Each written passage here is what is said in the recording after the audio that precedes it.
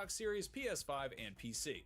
If you'd like a game where you have to balance the wholesome challenge of raising a bunch of adorable orphans and the necessary challenge of repeatedly beating the shit out of mobsters with a parking cone in the street, you will probably enjoy Yakuza Kiwami 3 and Dark Ties, the fully modern remake of the 2009 entry in the long-running series that's coming to both PlayStation's Xbox Series, Switch 2, and PC.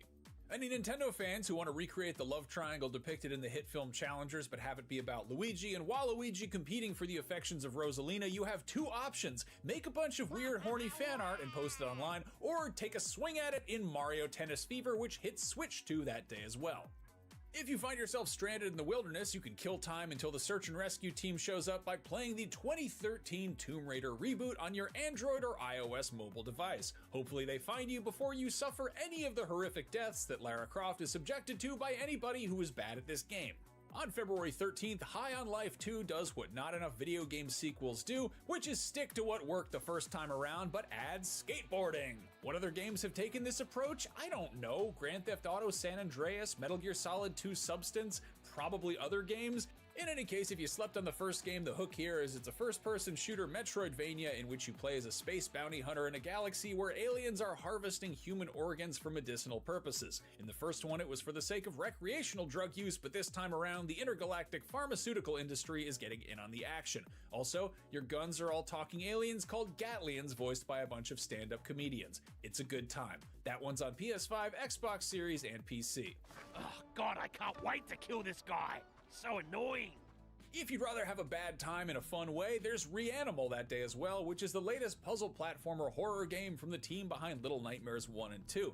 Those games managed to be plenty creepy with a T rating, and this one is going full M for mature, so I think it's gonna get real dark. A lot of video games will throw a catchy song over their trailers to get people hype, but Reanimal's pre-order trailer decided to forego that for Queen Elizabeth II's 1940 wartime address to British children in the wake of the Blitz, which sets an extremely foreboding tone. That one is managed to be plenty creepy with a T rating. Equally this one is going in a very different way, so I think it's going to get real dark. Surreal, a lot of video games will throw a catchy platformer that hits PC on the 16th and threatens in its official Steam description to make you rage, suffer, a lot of video games will throw a catchy gamepad in frustration, so I think it's going to chill note. There's also Astro Botanica, an alien survival farming game which is coming to early access for mature, so I think it's going to get Calamity Angels Special Delivery sounds like something I would say to my wife and daughter when putting a plate of bagel bites down in front of them. A lot of video games will throw a chaotic movie night, but it is in fact a JRPG with a board game twist about managing mail carriers. That one is on the PlayStations and Switch with a PC release on the way.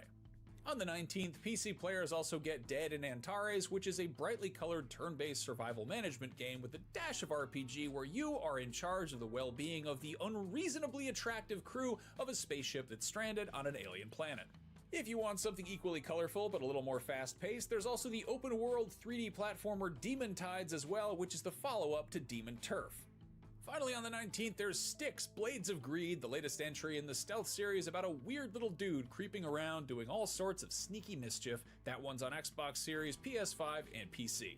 On the 20th, East 10 Proud Nordics is the enhanced re-release of the 2023 JRPG, which puts to rest the old saying, Viking never strikes twice. That's the saying, isn't it? That's not a thing! In any case, that's on PS5, Switch 2, and PC. The logo kinda reads like Tom Clancy's Rainbow Six-Mobile, which conjures up imagery of a luxury vehicle outfitted with various tactical aftermarket parts that the late author could use to get himself between book signings, but it is in fact Rainbow Six Mobile. And on the 23rd, the hit Ubisoft 5v5 shooter gets a streamlined portable version for you to play on the bus or the John or wherever you may find yourself that you wouldn't be playing the regular version of this game. On the 26th, there is Tokyo Extreme Racer, and to be perfectly honest, it is very unclear what this game is about. If I had to guess, I think you drive some sort of motor vehicle. Looks like very fast, could be slow, not sure. Some speed in or around a major Japanese metropolis, I think. I'm sorry, I'm not more help on this one. That one's on PS5, you gotta figure it out for yourself. No Sleep for Kaname Date from AI The Somnium Files is an ironically soporific title, but if that 15-syllable serving of word salad doesn't make you nod off, there is a bonkers-sounding visual novel adventure involving alien abductions and escape rooms and other mysteries to lose sleep over. That one's already on Switch and PC, but on the 26th, it hits Xbox Series X and S and PlayStation 4 and 5. Visual novel adventure fans are eating good that day, and Switch also gets Path of Mystery, A Brush with Death, which involves two comely anime youths solving the 30-year-old murder of a landscape painter, that old chestnut, and along the way they will encounter some throwback 8-bit sequences that attempt to make us forget that the mid-80s were actually 40 years ago, not 30. I done the math. Checks out. If you're old enough to have fond memories of 90s arcades, you'll be happy to know that a trilogy of classic shmups are getting a nice new collection in the form of Raiden Fighter's Remix Collection, which does in fact feature remixed music, as well as some new features and quality of life improvements. That's on the PlayStations and Switch. And then, on February 27th, the wait is finally over. That's right. Tales of Berseria has finally been remastered. Experience the 16th one-of-a-kind experience in this long-running JRPG series, overhauled and enhanced for current-gen consoles and also Switch. Congratulations to all the Berseria fans out there living their Berseria lives. Okay, I'm kidding. With all due respect to Tales fans, you and I both know that Resident Evil Requiem is the biggest game dropping this month, and it's hitting PS5, Xbox Series, PC, and Switch 2 that very same day. And man, there's a whole lot riding on this one. I was kind of tepid on this following the initial reveal and a hands-on demo at Gamescom, which was just straight horror, just creeping around in hallways and getting jump scared by a big lady. But then, after months of rumors, we got confirmation that it would also see the return of that shearling-jacketed heartthrob Leon S. Kennedy, and that the game would not just be pure survival horror, but would also feature equal measure suplexing himbo action with a dash of idiotic one-liners.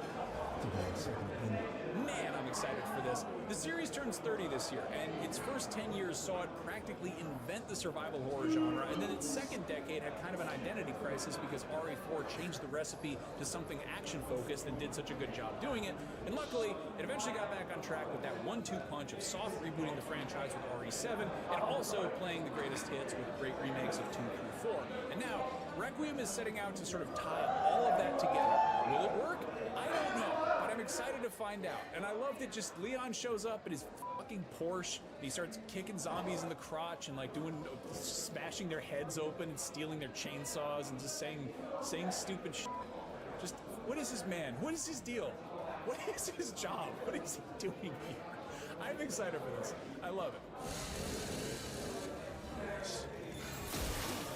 In addition to all that, if you're a Nintendo Switch 2 owner who missed out on the last 2 mainline Resident Evil installments, rest assured that 7 and Village are both getting nice shiny Switch 2 ports that you can take on the go or play under the covers in bed before you go to sleep and have terrible nightmares, because those games are scary but also a very good time. Anyway, there you have it. That is a glance at what is coming out in February, the first truly stacked month in a year that is shaping up to be seriously huge for gaming. If you haven't yet, go check out our look ahead at the biggest games coming out in 2026 that we currently know about. And also, if you're a fan of watching movies the good old-fashioned way on physical media, go check out something new we're trying out. It is the biggest 4K Blu-ray releases of the month. We have one going up for February. Please go watch that. It's a new thing. We'd love it if it became successful, and we need your help to do it, so go watch that video. That is all from me. As always, a big, huge thank you to Amanda Medina, Crystal Padre, and Logan Plant for helping this video come together, and an even bigger thank you to everybody who took the time to watch. Please let me know in the comments what games we forgot this month and why anybody should care. There are so many games coming out, it's hard to keep track. It's always nice to get a good human recommendation of stuff that's worth keeping an eye on. I will see you next month, or perhaps sooner if you go watch some of my other videos. Did you know that I can see you when you watch my videos? It's true. Now get your finger out of there. I'll see you next time.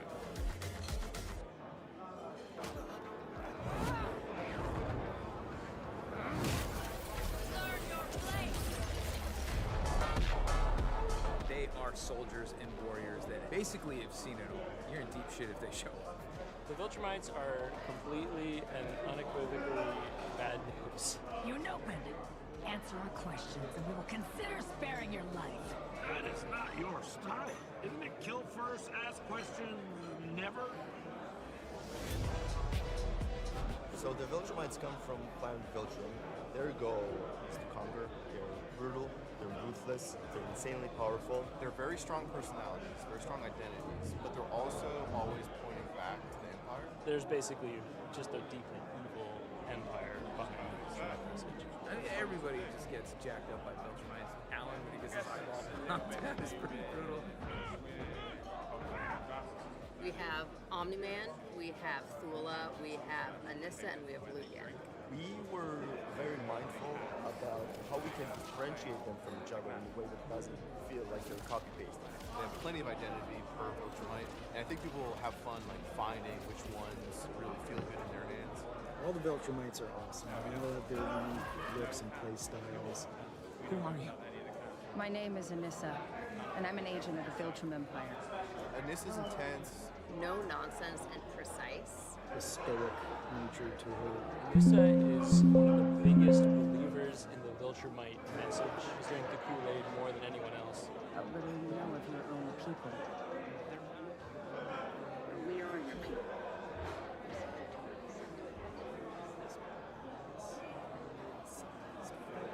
Very Really wanted to express kind of like the blade-like nature of the attacks that Viltrumites can do. So a lot of focus on very fast movement. She's really scary.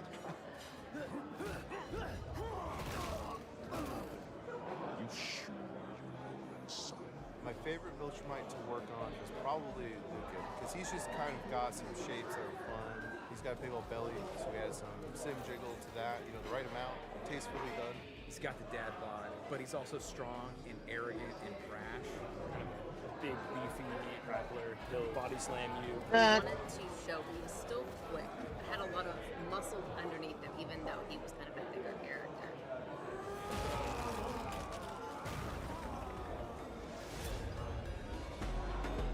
Lucan is a fantastic grappler. You put a lot of fear into your head and dread. As a true grappler, you can't block some of his attacks. He feels particularly like threatening to get in his attack zone, his melee zone, because of how quickly he can just kind of snatch you towards him. He's actually one of the more mobile characters in the game. His special is that he'll grab your character, bring you up into the air with him, because he can actually fly, and smash you back down to the ground, which is terrifying to play against. His belly, his dad bod, is also a weapon. You can throw that into chains that allow you to continue combos, and boosted version has super armor on it. The belly flop. I mean, He grabs the defender in the air and then does this like belly on top of you. It's fun because it's an attack that even if it misses, it still has a fun character flavor to it. His ultimate is pretty awesome. It really evokes his arrogance and his disdain for anyone weak. finger smash from the show is pretty cool too. You're not worthy of my advice. Get that through your skull. Anissa is extremely fast. She feels both powerful and agile at the same time. She has 3 different special moves that kind of are examples of like her speed and power. One of her special moves, she does a series of strikes. She also has a special move that allows her to basically extend forward right into her opponent's face. A very fast strike. Then she has another special move where she goes and basically on the ground, she can go in the air.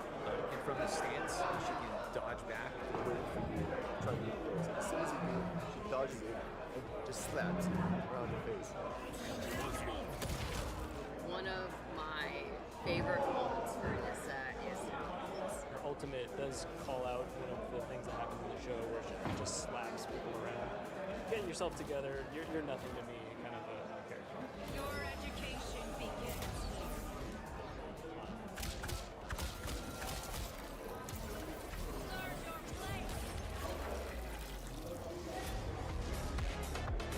Tips and tricks of playing Anissa, you really want to learn her special dodges. Not a lot of characters have them, so that's something you want to practice. She's got a lot of in and out gameplay as far as like she'll stay on the outsides and then want to immediately go into the opponent strikes, take them up into the air, and do a series of just killer combos.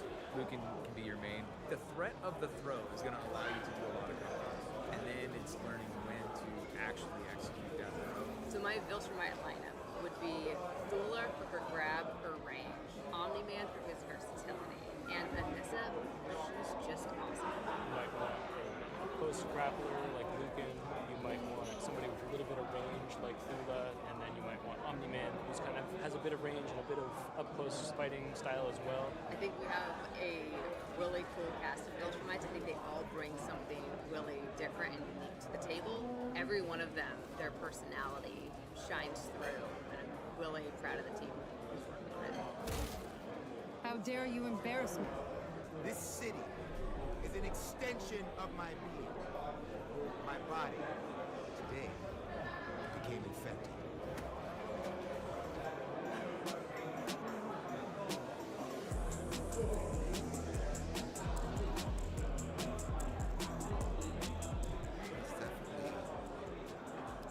It's the air.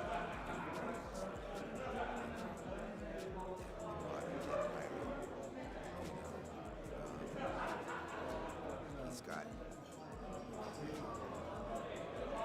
very good taste. He likes nice things. That's what his side is. He's very sophisticated side as well. So, an interesting character. I think my first memory of James Bond was when Roger Moore entered at the spy academy. And then I discovered Sean.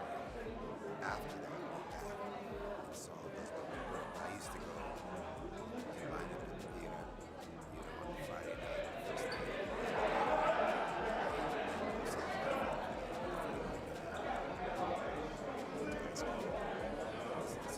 Something that I was definitely into. I love the movies, the character. And of course, through the years, it's been interpreted by many different actors, and it's always interesting to see their play, their favorite moments. They consider to really embody James Bond. Yeah, that's when it started. Junior high and high school, and also the soundtrack. The theme songs are always amazing. I mean, that one was Carly Simon. Because, back to this, my favorites, God, McCartney and things, they were always captured songs. Duran Duran,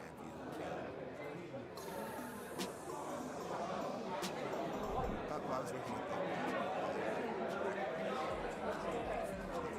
I was in New York City. We were all around the world watching this thing. Under the wicked guidance, trying this way, so it was a collaboration.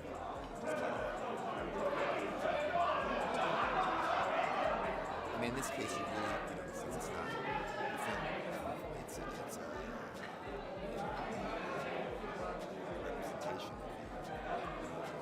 It's really all my voice. I am sometimes asked, Bob, how is it that you hear every whisper in every word? I've met some folks that are similar to his character. I grew up in the office as well as New York City. There were guys that had that vibe, that were doing things in the islands that I'd known. So,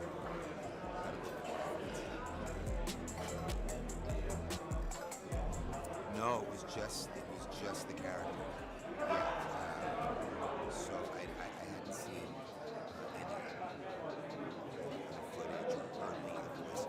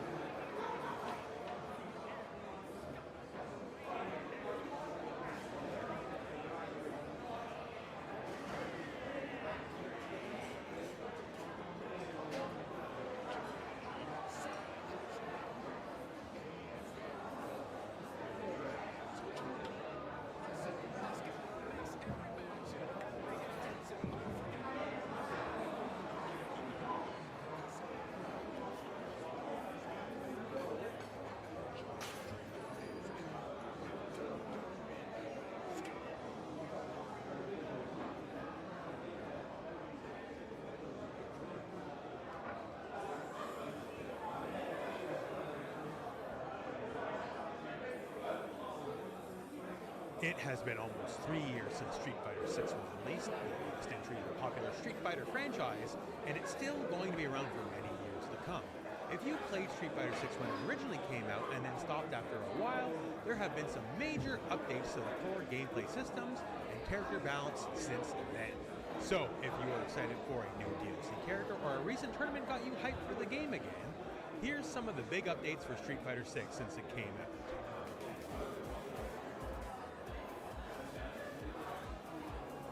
Street Fighter 6 has been getting a lot of new features added to the game beyond just the basic gameplay. We're not going to go into each of these individually because there's too many to cover. But over the last 3 years, we've gotten new costumes, new UI elements, tons of new colors, emotes, playable arcade games, a whole bunch of customizable elements for your creative Battle Hub characters, from emotes to pieces of clothing, etc., etc. One big new feature introduced in September of 2024 was the V-Rival mode.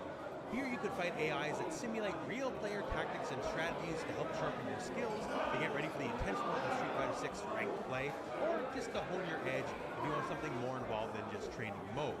There's even been themed V-Rival challenges, like say Street Fighter 6 developer and pro fighting game player Woshige, or the legendary Justin Wong. 4 changes to the game since launch. Some are universal, but some small changes like starting a combo of light attacks that will scale the damage more than it used to at launch, meaning you will do a bit less damage for starting combos with your fastest buttons. Other things like drive reversal being safer, still not safe, on block. Some changes have had a more profound effect on the core gameplay, like the changes to the parry mechanic. Parry is one of the most important backbones of Street Fighter 6, and at launch it was maybe a little too strong, so it was changed in the following ways. One of the main ones is if you parry, your perk box is widely expanded. What does that mean? Throws are the main way to punish a parry, and now you can throw the opponent from much further away while they are doing it. On top of that, the parry takes longer to recover than it did at launch, specifically 33 frames versus 29 frames. So it's much easier to punish if they whiff a parry. In addition to that, at launch, you could perfect parry simply by performing a parry right before an attack hit you, regardless of whether the attack was a high or a low. This made it very easy for players to fish for the perfect parry timing. This was changed in the Season 3 update, where you must now aim your parry correctly by either holding down back to parry a low attack or back to parry a mid or a high attack. Before, the perfect parry would trigger off of any attack. Now you have to actually know which moves are coming your way. These various changes made perfect parry more of a deliberate call out rather than just something you would toss out and hope for the best. Now, of course, Street Fighter, there's also been lots of new characters and stages since the game has come out. As of the time of this video, we're currently in the 3rd season of the game, and we've had lots of new people show up, not the least of which we had first ever guest characters in Street Fighter history, as we had Terry Bogard and Mai Shiranui of Fatal Fury and King of Fighters fame show up. Excellently done and well received, and since launch there's been plenty of new characters, like say Fan's apprentice Aki, who dabbles in poison, the Master of Evil returns, and Bison, the dictator of Shadaloo, the fun-loving Turbulent Wind himself, Rashid, fan favorites Akuma and Elena, who are now, by the way, canonical good friends, not just a meme anymore, the boxer powered by Psycho Power, Ed, and even in the current season of the game, we've had characters like fan favorites Sea Viper and Sagat return to the roster. And of course, everyone's getting various stages as they show up. And there's more to come as well, and the fact that Street Fighter will be around for many years to come, it's safe to say you can expect a lot of new content for the game. Now, one of the most important changes that can happen over time in any fighting game is the balance changes. And since the launch of Street Fighter 6, there's been a lot of balance changes for the cast. Some are great, some are buffs, some are nerfs. There's way too many to go over in this one video, but let me give you some of the highlights. Some changes are small but interesting. A character like Manon, who has her steamroll medal mechanic. The more medals she gets, the more her various attacks and command grabs do. They've implemented that into her super moves. For example, her big dramatic level 3 super move now scales with her medals. So it will do more and more damage the more and more medals you have, making them all the more important. That's a really nice buff. Zangief is a character who struggled a lot at launch, and they gave him a lot of buffs. So much, in fact, they had to wind them back a little bit in the later patches. But things like his big charge heavy punch, that does more damage. His iconic lariat move, that does more damage. His forward heavy kick wheel kick is now safer on block and pushes the enemy back more, making it more advantageous to use in the neutral. His critically important move forward heavy punch, the big headbutt, became so advantaged, it would naturally link into the Hell Stab, giving him new combos. A character like Chun-Li didn't receive giant changes since launch, but just enough to make her interesting. Stuff like her very important stand heavy punch is now safe on block no matter how close you are to the enemy. And they gave her a lot of new combo routing's, like her stance medium kick can now easily go into heavy spinning burn kick, or into a crouch heavy punch on dry rush, just so you can get just a little bit more damage. Kimberly has achieved many fantastic buffs since the game has launched. Though some can be simple, like just some of her combo structures have changed up, like being able to combo with a level 2 in places where she couldn't, and her level 2 super doing more damage on top of that. Her standing heavy punch getting a very significant range buff, making it just easier to use in neutral and for whiff punishing. And the fact now when she does her level 1 super that she can choose whether or not to use her spray can. So if you want to save it for later, you can. And many more. E Honda got buffs, and one of the big nerfs was to his headbutt, which is safer on block by the numbers but left the enemy closer, so he had to now vary his game plan because he would not just be pushed all the way back. Some of the buffs he got to make up for this include his stand medium punch, which now is much more advantageous on hit, and also moves forward a lot further, making it one of his most dominant buttons. His iconic butt stomp move now causes a hard knockdown on the enemy. Since a hard knockdown forces the opponent to wake up in place, that means they're put in a very bad situation where Honda can get some frame-perfect timings on their wake-up. The enhanced butt slam is more advantageous on block. Other ways to terrorize the opponent on block that got buffed is his unique stance. So if you do the punch option out of the stance, it's now more advantageous on block, and also leaves the enemy closer to you, so you can do things like threaten a command grab. Or Ryu, who is the face of Street Fighter. They decided we want Ryu to be one of the best characters in the game, and they kept buffing him until it happened. Something like the classical Hadouken Fireball just simply does more damage. His level 1 super, the Shinku Hadouken, now goes much faster. In fact, it's so fast, off an enhanced Hadouken, you can combo into it from full screen now. Moves like forward heavy punch are now much more advantageous on block, and if you happen to hit, those combos will now do more damage. The various versions of high blade kick are now just better across the board, either having better numbers at startup or just doing more damage. The heavy version of these is definitely the most impressive, as it now deals much more drive gauge damage on block, and it's also completely safe on block now when it did not used to be before. When it comes to his unique buff, the Denjin that can give him charged fireballs, you now can choose to store it. If you do a light or a medium fireball, you do not use the buff, only when you do the heavy version of the move. At launch, any button press of any fireball would immediately use the buff. Now you can save it for whenever you want to use it. Across the board on many of his moves, he does more damage, gains more super meter, has better numbers on block, has better numbers on hit. This was a character that they wanted to be good, and they made him very good over the patches over the course of the game's life. And of course, there is so many balance changes, we don't have time to go over them all in this one video. Please check Capcom's official site. They have them there in great detail. Test. That's a rundown of how Street Fighter 6 has changed since launch. There are more changes on the way, with Alex and Ingrid on the horizon as the final 2 characters in Character Pack 3. Test. Okay, we do. Balance patch looming in March that fans are hoping will significantly shake up the current meta. Thanks for watching, and for more in the world of video games, keep it here on IGN. Is there something innate about Batman that makes him so beloved across the entire world?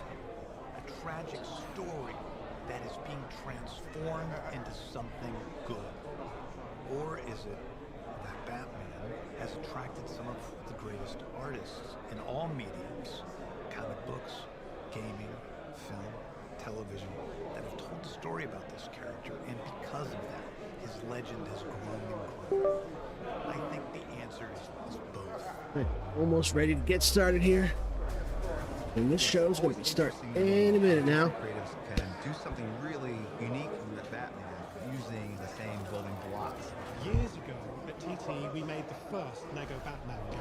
That was so special for us. But now, with Lego Batman Legacy of the Dark Knight, we are able to draw upon the whole history of that wonderful character and distill decades of fantastic storytelling to really immerse fans in the experience of becoming the Dark Knight.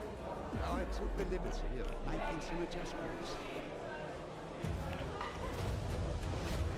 The nature, the tonality of Batman changed with the times. That's what keeps these characters interesting. When we were looking at bringing this into one narrative, we did a lot of research. We've pulled in all of these references from Batman movies and TV shows. Batman 89, the Batman, the Dark Knight trilogy, the animated series. Read every comic we could find. We had access to all the DC archive, and then putting down key, essential, iconic moments. That was our starting point. Everybody sees Batman in a different way. There's Batman as the do-gooder, Batman as the Dark Knight, this creature of vengeance. One of the many great things about Lego Batman Legacy of the Dark Knight is that it manifests all these different elements of Batman that we've loved over the years. People can experience this character maybe as fully as they have.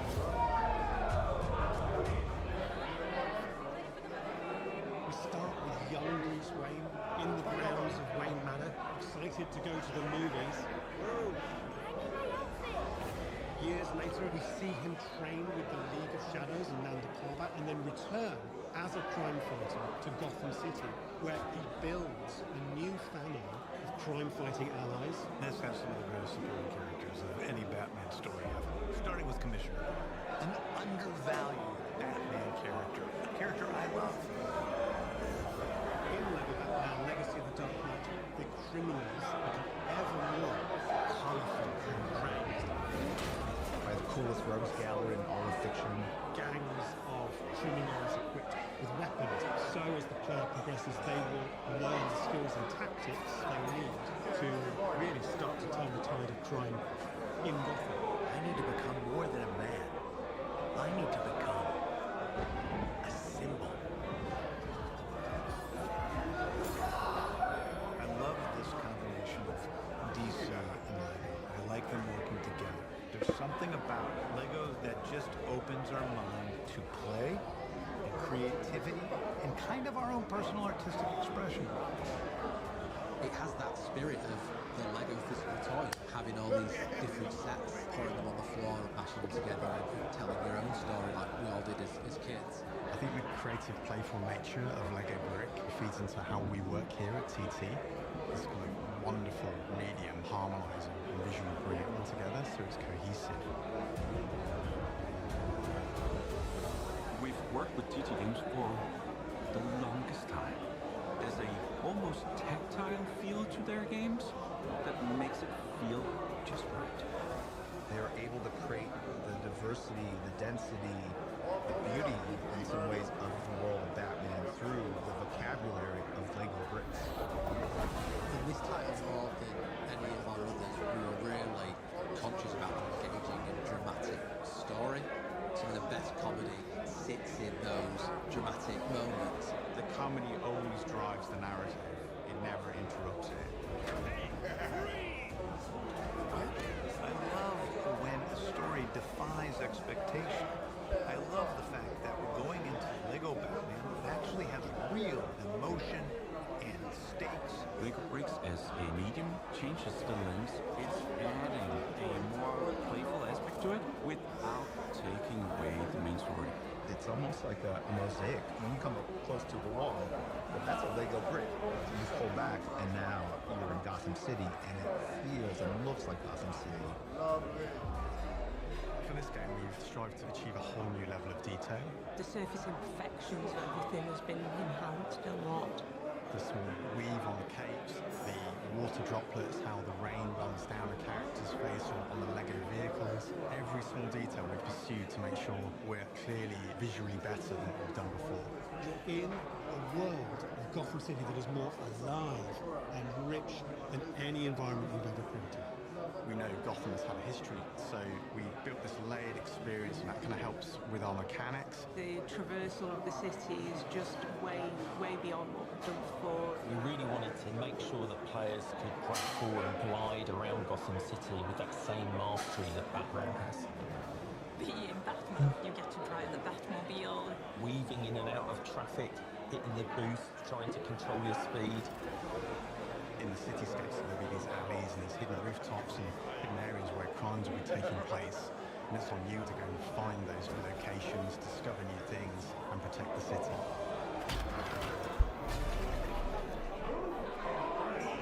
When we're doing the testing now, it's fantastic to hear the feedback where they're saying you feel like you're Batman. You are coming out of the darkness and taking the baddies down. It is incredible how immersive it feels. Like they've brought so many nuances and details of the world of Batman to life for this game. And the fact that you could do it with a friend, a buddy, as a dynamic duo in the same room together, I think people are just going to be blown away. A big part of the success with Lego Brand is stories and experiences connect from one generation to the next. I mean, I'm excited about all the people that have never experienced Batman in any sort of personal way, being able to play this game, and now they have their own connection to Batman. They have their own connection to the DC universe.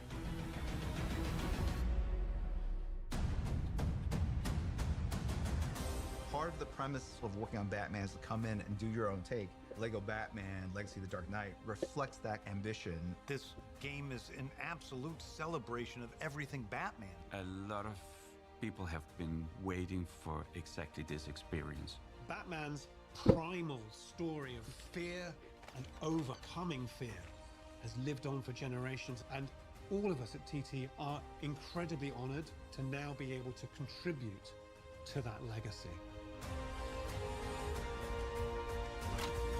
We'll be starting right after this. Batman.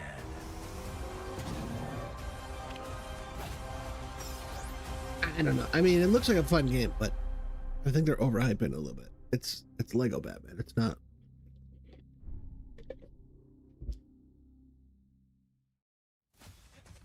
IGN Fan Fest 2026. The biggest names in games and entertainment heading your way. From new looks at Monster Hunter Stories 3 Twisted Reflection, WWE 2K26. You want to get nuts? Let's get nuts. Lego Batman. That's not where I was aiming. Normal. And more. IGN Fan Fest 2026 kicks off right now. All right. What's up, everybody? Welcome to IGN Fan Fest 2026. I'm Damon Hatfield. Let's go ahead and switch. Let's take a closer look. Super fun show lined up for you, and if this is your first time joining us for one of these, it's basically all the best parts of a comic convention or a big gaming event from the comfort of your own home. Of course, one of the best parts of going to conventions is buying cool stuff, and if you want to treat yourself to something cool while you're watching Fan Fest, we've got you covered. Over on the IGN store, you can find tons of shirts, gear, collectibles, vinyl, and other cool merch based on your favorite games and entertainment like Expedition 33, Fallout, and a lot of exclusive items you won't find anywhere else. See for yourself at store.ign.com. If you're looking for something to play that also supports a great cause, IGN's sister site Humble has an awesome curated bundle of PC games right now that includes Kill Knight, Inkbound, and Osmos, just to name a few. And now it's time for All right, let me IGN turn it Fan up a little Fest, for you. a show so big that we brought in some very special guests just to introduce it all. Give it up for the stars How's of that? Women of Wrestling, Sibley Skulls, Candy Crush, and Coach Campanelli.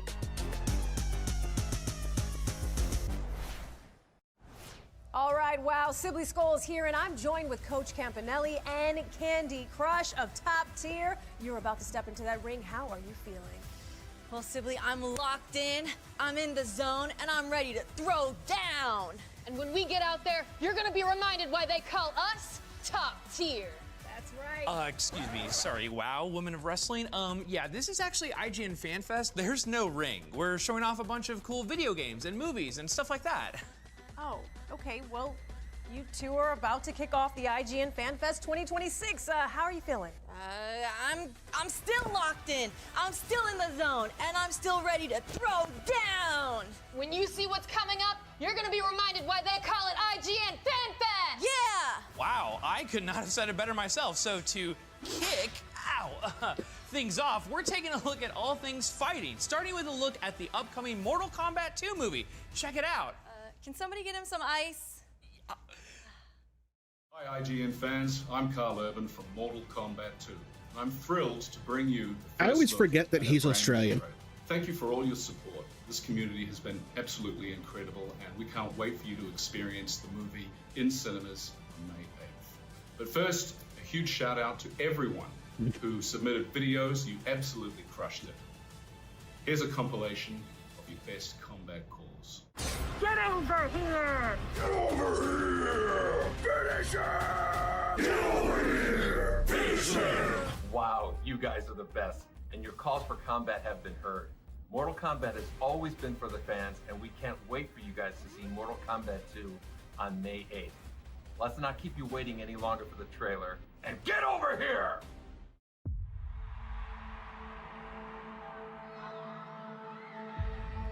You want to know what makes a hero? It's not destiny. It's not something you're born with. It's searching for greatness. Johnny Cage, you have been chosen for Mortal Kombat.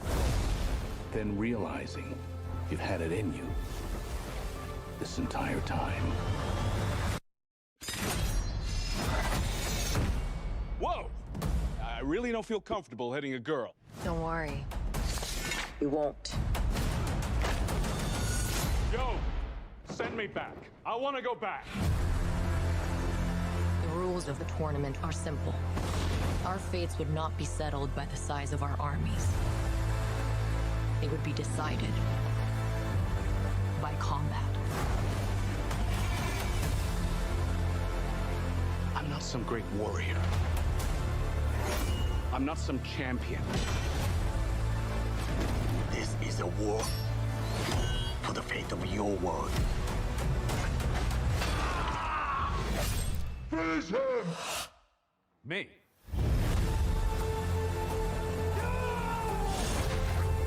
Earth belongs to me. We do not kneel! Our only chance is to face this together. Let's go, baby. You, Johnny Cage, are a part of this now.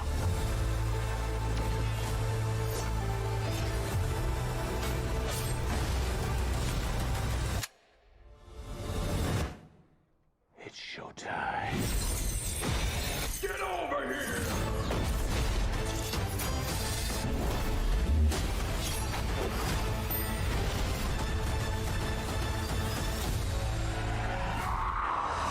Johnny will definitely die.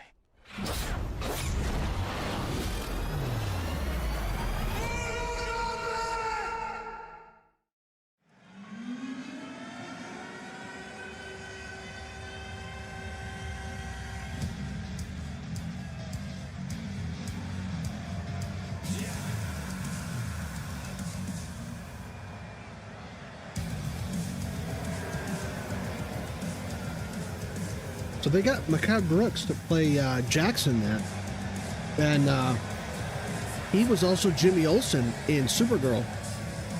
So he's got a track record playing superheroes because he eventually becomes the superhero Guardian.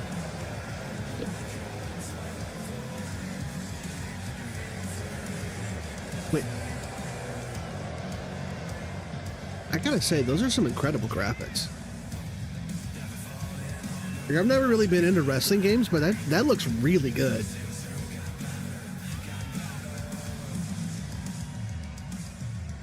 For a sec, I thought it was... I'm not joking, I thought it was real. I'm like, why are they showing us a wrestling match now? And then I realized that this is a game. This is a video game.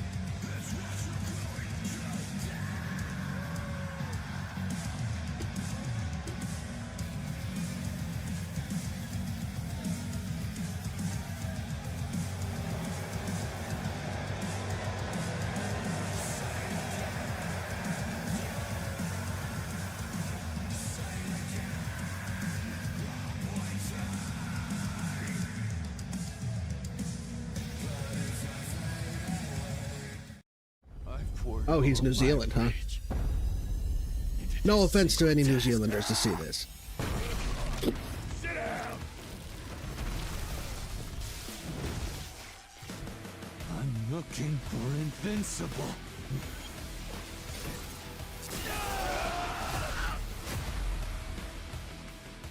Not listening. All of you are guilty of something.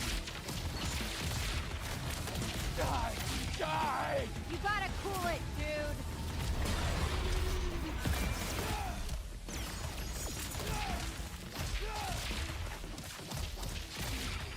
I'll end it here! Hurting us won't bring your family back. You. I'm not finished. This is all your fault! For the pain you've caused, the people you've hurt. Die! You can't keep getting away with this!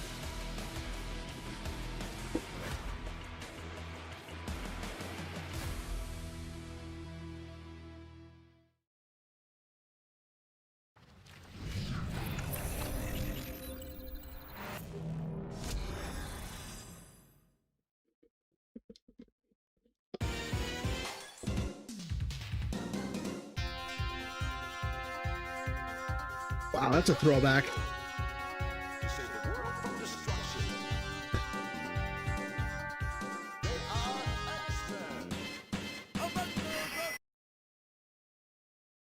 Well.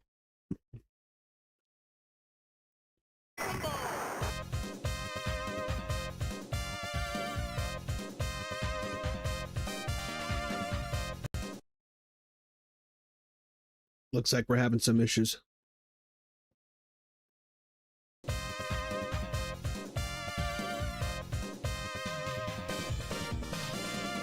Captain America and the Avengers.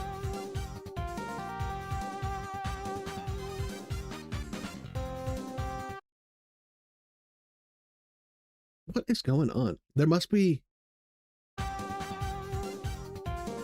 Maybe if I turn down the resolution. It's already at 720. I don't want to go lower than that.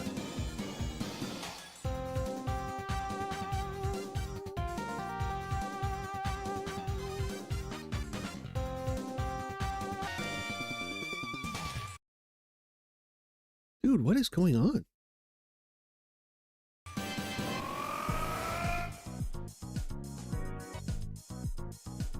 I'm gonna have to look deeper into that. Those are some classic old school games. Those are awesome.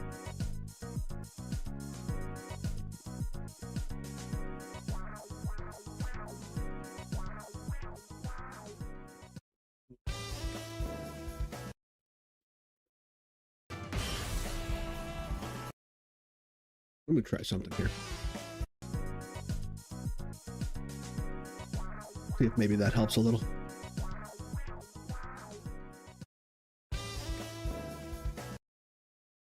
Dude.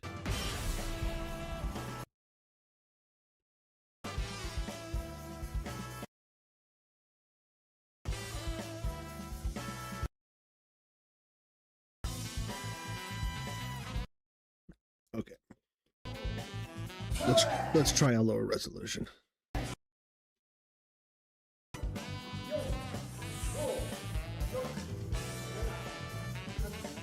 Okay, that seems to have helped.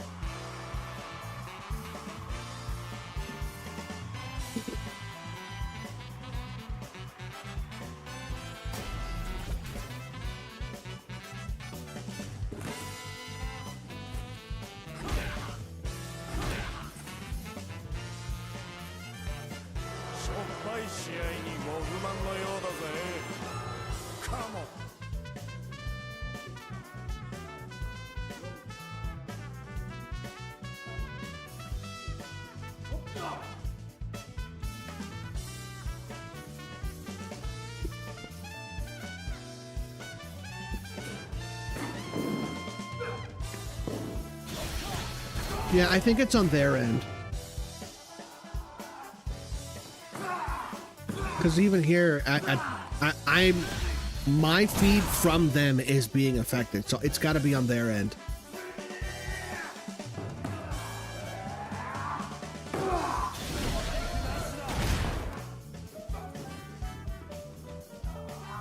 Well, putting it down to 480p seems to have fixed it. And it doesn't look any worse because it's not full screen.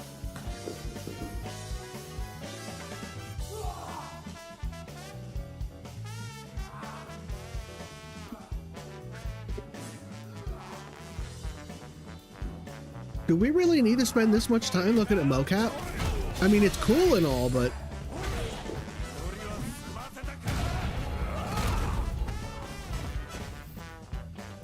I will admit, though, I did not realize they did this much mocap for Mortal Kombat, or for Street Fighter, I mean. Alex is the next DLC character to come to Street Fighter 6 on March 17th, and as exciting as that is, what's even more exciting is who Capcom got to do the motion capture for him.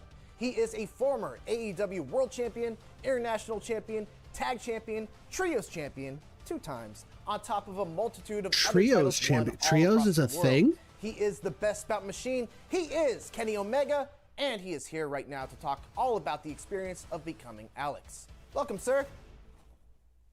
You're making me blush. Thank you for that grand intro. It's wonderful to be here.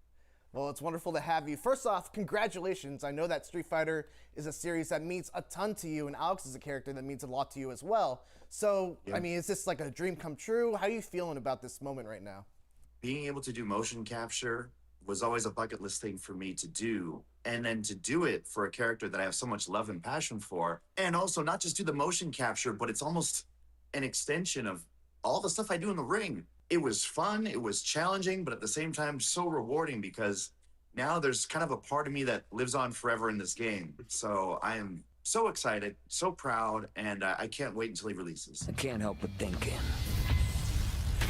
Seemed like a lifetime ago that I was spending my time fighting in the streets. So how did this whole thing come together? Can you talk a little bit about the origins of this whole experience? Yeah, I mean, it's a very odd story and kind of serendipitous in a way. I remember I was at Tokyo Game Show, I think it was 2023, so this is going years back already.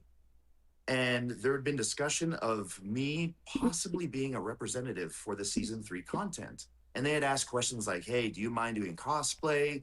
Does it matter if you're bald? Do you care if we dress up as a female character? Things like that. And I said, where do I sign up? I had said, but you know what would be awesome? I said, if one of the characters were Alex. They kind of had a grin on their face, kind of telling me without telling me that, yes, Alex is going to be a character. And then finally, when the news broke and they told me, okay, we signed the NDAs and we know what the characters are, Alex will in fact be one of them. And they said, for you being such a good sport, it'd be cool if we, put a move of yours in, maybe 1 or 2 or a taunt or something. I had said, wow, that would be great. I don't know when I could fit that into my schedule to do the mocap for it. And they'd said, oh, wait, you do the mocap for it? I said, yeah, is that what you were talking about or no? They said, oh my, if you would do the mocap for it, that would be awesome. And so a misunderstanding on my part is what led to me actually going to the studio and doing a slew of mocap for the character. If there was ever a better time to be stupid, that was one of them, because it worked out in my favor completely to not understand what they were talking about in that moment. So because of that one discussion, I got invited back to the next year's Tokyo Game Show. And then before doing the game show, I stopped over at Osaka, where they do the mocap for Capcom, and we hammered it out in one day. I wish I had more to say about this, but 10 or 11 hour shoot. I wrestling, like Street Fighter, fighting games in general, this is just not my wheel. And so fun. This is not my bag. So you mentioned that mocap was a bucket list dream for you.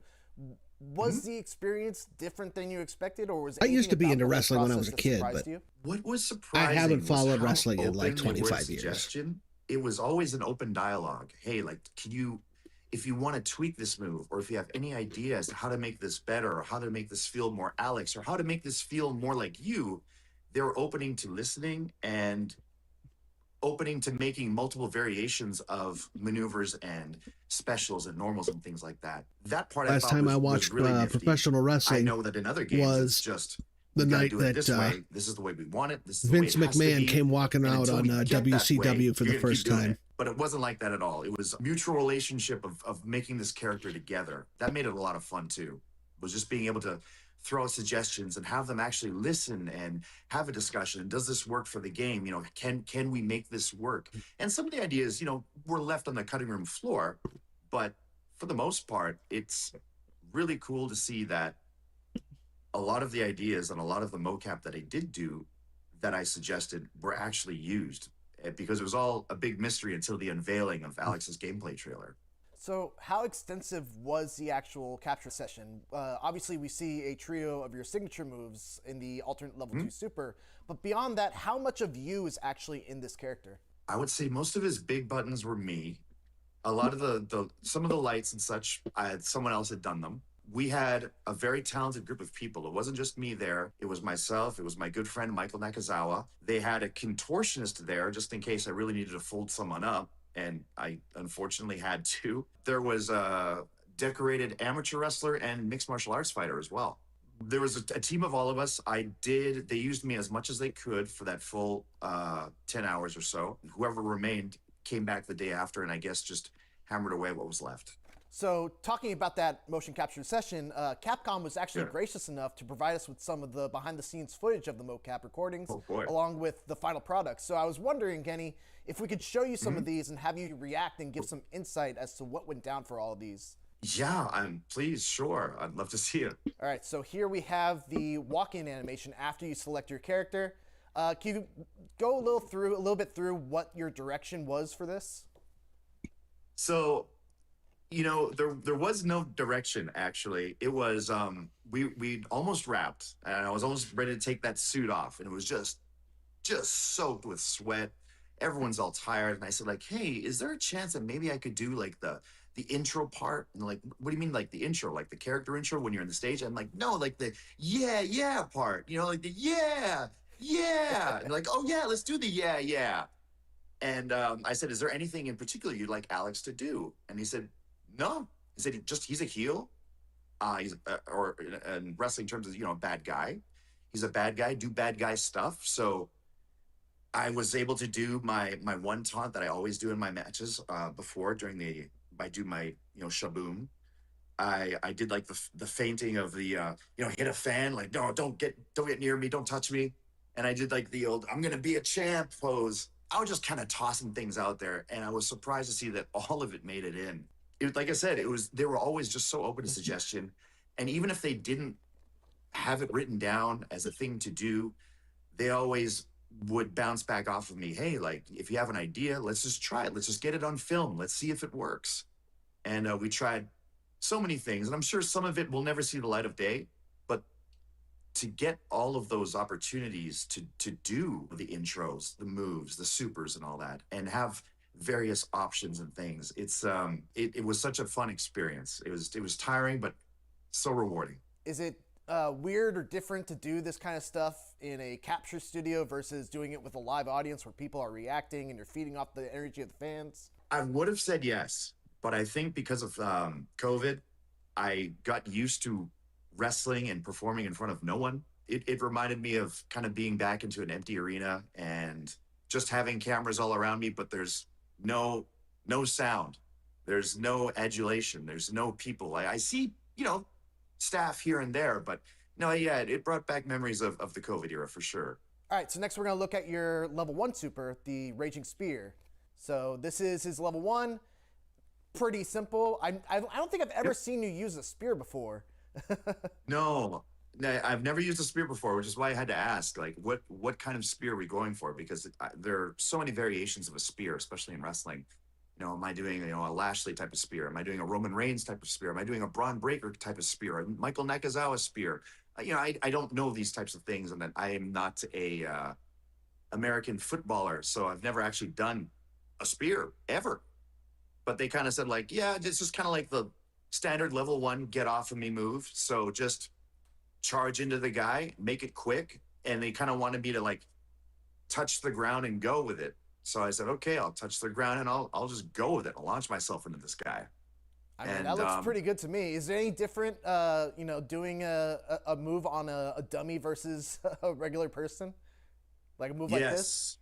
Yes, it is. There were so many times, I don't know if you have the footage of it or whatever, but things like clotheslines where you have to do, you know, 50, 60, 70 clotheslines, full blast.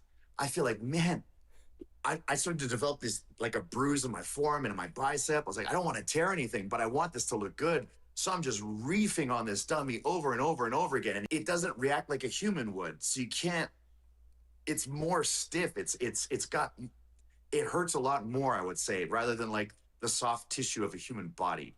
Yeah, working with a dummy is much different than it is working with a human, and much different than working with a wrestler who's possibly trying to help you cooperate with a move.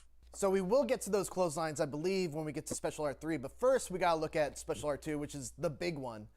This is the Omega Wing Buster. So when you were initially like told about this super, like, did they tell you that you'd use the whole, trio of signature moves going into your finishing move, basically? They just kind of wanted to make sure that the setup and the move itself were included. And I said, well, this is normally how I'd set it up. And I said, I don't know how long this has to be, but it's sometimes can go on for quite a while. I don't know how many, like, I don't want fans of the game or people that don't know anything about me or Alex or wrestling to have to sit there and watch this super long animation. So it's incredible that they're able to get the whole, dragon, gunpoint, V-trigger, and the one-wing angel, one-wing buster in the game. And it doesn't seem like it takes an awful lot of time. It's really seamless. They did a great job with it. How many times did you have to dump Michael Nakazawa on his head? So many, to the point where he had to sit out for a second. Really? It was, I don't know if you can see it. Well, I guess you can kind of see it, but those mats that we're performing on there, there's next to nothing there. It's really hard. And I wanted it to look hard, because if they put a huge crash pad underneath us, I would have lost my footing. It wouldn't have looked good.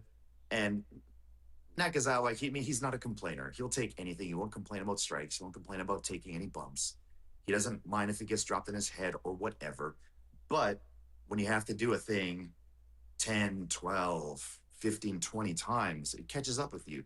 So we had to sub him out, and that contortionist I told you about earlier, he subbed in, and I just felt terrible, because this guy isn't a wrestler. I know he's flexible, but let's just do one really good one so we can just like wrap it. I think I gave him like the most devastating one-wing angel of my entire career, and I think that's the one we went with. So I felt bad for him, but he was, in the end, happy that that was the take that we used. All right, so let's take a look at the Special Art 3, or Level 3 Super. Now, this is the one you were talking about before. Oh, it's a chop, actually, not a clothesline. Yeah, I did both a chop and a clothesline. The behind-the-scene footage that we got for this is just you doing the chop. Did you do any other kind of, like, submission kind of motion capture, or were you told what the whole thing would look like? I hope the whole show isn't like this. This is the reference footage and the reference pictures that they had were submissions that Josh Burnett this is all interesting, cool stuff for people that are into this. But for guys like me that aren't into this, it's just like, okay, get to the next thing. So there's a lot of influence, not only from supposed to get myself, like 80 but other games professional today wrestlers as well, going into this character. I used to do competitive jiu-jitsu as well, so I'm no stranger to submissions and how to transition in and out of them. There were a couple that I did not do. One of his, I think, standard throws, where he grabs a key lock and kind of like trips him up. I think it might be his back throw. I did not do that one. A lot of the other stuff that I absolutely did, yeah. Finally, as a longtime Alex player yourself, how do you feel about some of the changes that they've made to the character, from him no longer being a charge character to now having 11 throws that come out of this prowler stance? Yeah. So part of the reason why I was hesitant to really devote myself to Alex in Street Fighter V was because he was a charge character. I'm not good at them, but I learned it just for the sake of being good with Alex. So for him not being a charge character anymore doesn't ruffle my feathers too much, but with so much knowledge to have to know with this character, that's the part I'm worried about. I'm getting old. I've been hit in the head numerous times. Is it going to even stick? Am I going to be able to like retain all this information? I don't know. I can kind of be a slow learner at times with fighting games, so I will main Alex, and I will be good with him. but I just don't know if I'll be good with them real soon. But I will be, eventually. All right, well, I'm rooting for you, and that's all the time that we have. Alex comes to Street Fighter 6 on March 17th as the third character of Character Pass 3.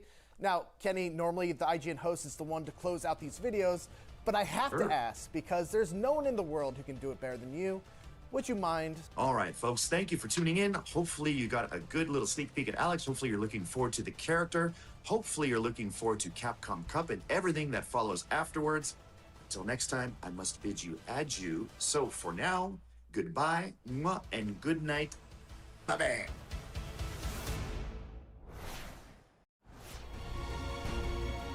Coming up next, some terrifying monsters are descending upon IGN Fan Fest. Undead creatures, giant kaiju, blood-sucking creatures of the night. But perhaps the scariest thing of all is how badly this next game will get us hooked. Because regular Vampire Survivors wasn't addictive enough, the developers behind it decided to make a game with similar amounts of roguelike chaos, but added deck building and dungeon crawling. Here's Vampire Crawlers, the turbo wildcard from Vampire Survivors. A vampire dungeon crawler deck builder? Hello, IGN Fan Fest. If you're seeing this for the first time, this is Vampire Crawlers. It's everything you love about Vampire Survivors, but mashed into a turn-based deck builder. Look, we know what you're thinking. Turn-based? Sounds slow. Wrong. With our turbo turn system, you play as fast as you can think. And the best news? There's a fresh demo for you to try. Before you go, let's talk about how to truly break the game. I can't complain about a free demo. I'll give it a shot. Maybe I'll do a play test with the demo next week. How your cards work. You can always keep it simple. Slot a double damage to, well, double the damage of a card. Or make it complicated. Slot a combo reverse gem to reverse the combo counter direction to enable even longer combos. You can get a mana refund. You can put spicy sausages on every card. There are so many options that there's no wrong way to do it. You can also just aim for the ultimate power. Find the rare evolution gem, combine it with the right passive item, like the magic wand with the empty tome, and boom! Your card evolves into a weapon of mass destruction. But finding the right gems is all about luck, right? Not exactly. In the village, you can visit the jeweler. Here, you can alter the probability of which gems drop in the world. But the real game changer is next door, the blacksmith. Here, you can pay to add gem slots to your cards permanently. Even cards that start with 0 slots can be upgraded. Every time you find that card in a future run, it will have those extra slots ready to be broken. Why'd you want more slots? Combining multiple gems can create chaotic situations. Take a simple vacuum. Use the blacksmith to add a gem slot to it. Now add a return gem. When you play it, you draw your cards, but you also get the card back in your hand instantly. You can play it twice without breaking your combo, doubling your drawing power. Or look at this Santa Water. It's powerful but expensive. We add a reverse combo gem and a mana rebate gem. Now, you drop the heavy hit, you get your mana refunded, and you reverse the combo counter, setting you up to unleash a chain of smaller cards in reverse order to keep your combo piling up. And finally, let's look at these two duplicator cards. They both cost 1 mana. We add to both of them a gem that reduces their mana cost and a gem that says, when played, draw another of this card. I play one, I get the other back. I play it, I get the previous one back. Infinite value, the perfect loop. Or is it? There are so many combinations waiting to be discovered, and we can't wait to see what crazy combos you come up with. The Vampire Crawlers demo is available to play right now on Steam and Xbox. I don't know if they're advertising infinite combos. You're listening to The Failures, Album 8, Side A.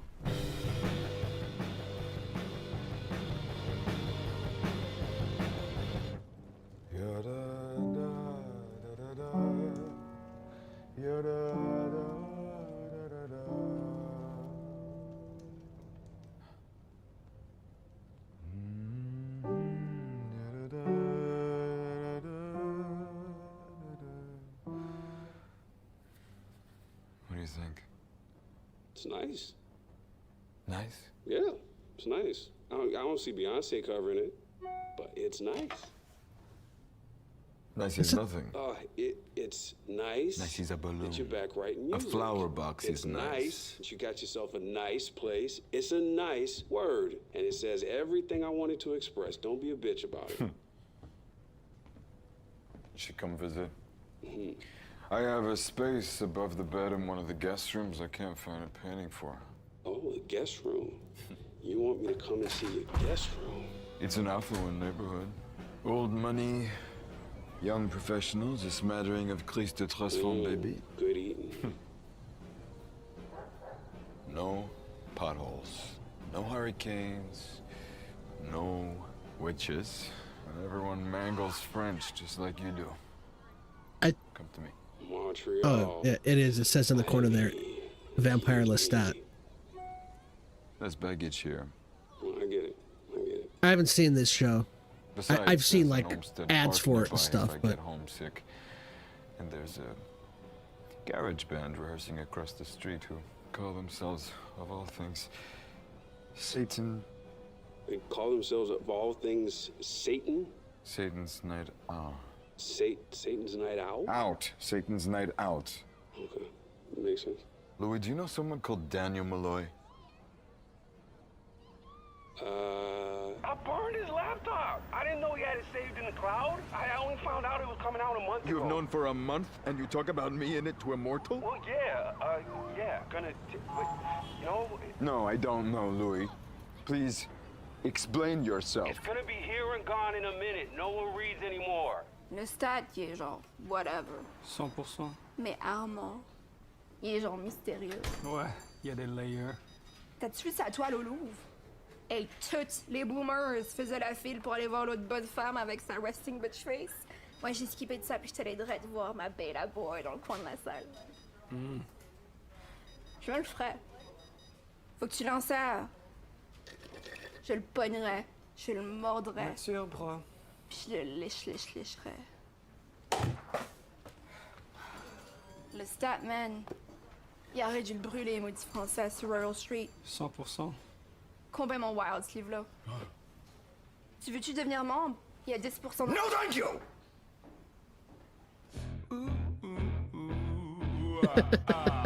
Okay, that was kind of funny. They're sitting there in front of Vampire Lestat talking shit about him, and they don't even know. No, thank you! Wait, you don't feel it? No, Kay, I don't feel anything. Okay, I definitely feel that. No, I feel it.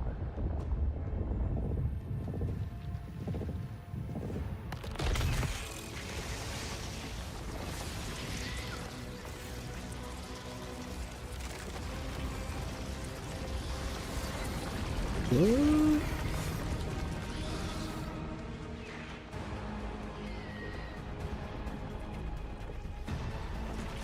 You tell me they're making another Tremors.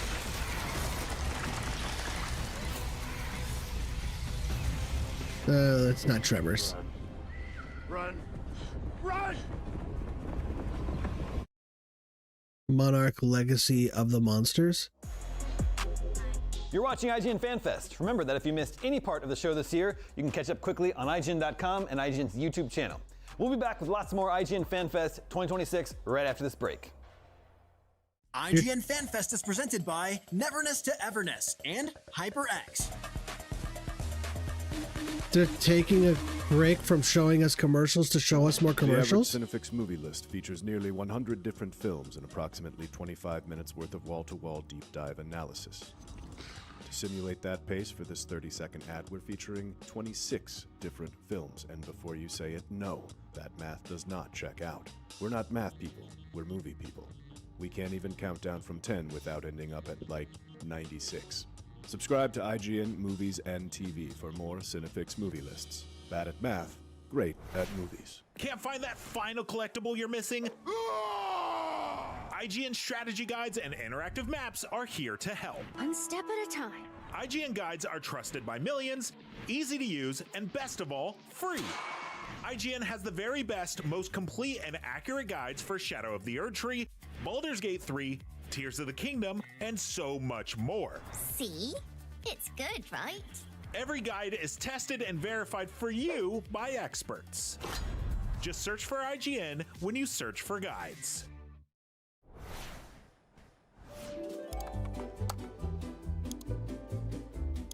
IGN Plus is where your adventure begins. What are you selling? Plus is the place to get unlimited access to all the tools you need to beat your games. Here's what you need to know for bringing down Gloomspawn. Plus, awesome exclusive discounts on IGN Store. Maybe this would tease open your money pouch. Plus, ad-free browsing on IGN.com. Plus, unlimited game help tools like premium interactive maps with your own custom map markers, filters, marker notes, and more. This will come in handy. Plus, access to sweepstakes, giveaways, and free game keys. Wow! Exactly. Want more? Head to IGN.com/plus and start your adventure today.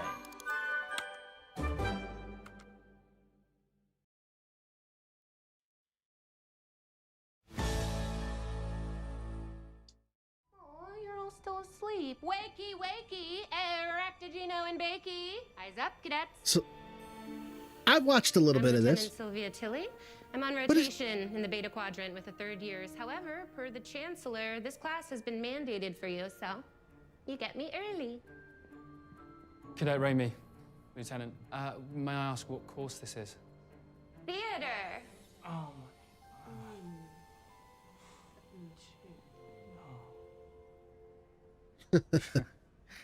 Sorry, Lieutenant, what is theater have anything to do with? 8 out of 10 cadets ask that question. The other 2 become captains. Captains don't do... What if I told you that theater is one of the most powerful tools for social and political change? Theater is statecraft. Statecraft is theater. It's the kind of stuff you overachievers get all hot and bothered over. So chew on that till you get it, and it changes your life. Please, change my life, Lieutenant. Favorite. Homework. Find a play. I'll select one that suits our purposes. We will read it out loud, discuss, dissect. And for those of you still bristling with confusion and or resentment, I don't care. You're watching IGN Fan Fest 2026. That was a look at Star Trek Starfleet Academy. One of the most anticipated games of the year. So I've seen parts of that, and it's not bad, but there are parts that confuse me. I'm like a really big Star Trek fan. Thanks to their work on the Hitman series. All in all, I think the fact that it's 1,000 years in the future, to me, is like they wanted to kind of start with a clean slate and not mess with canon. So like, all right, well, we're just going to go 1,000 years after everything that happened in like Next Generation and Voyager and Deep Space Nine and all that. So all that is ancient, literally ancient history, and they kind of started over. They did like a soft reset on the Federation. So I don't know. There are creative choices that they made that I don't agree with, but overall, it's not a bad show. First.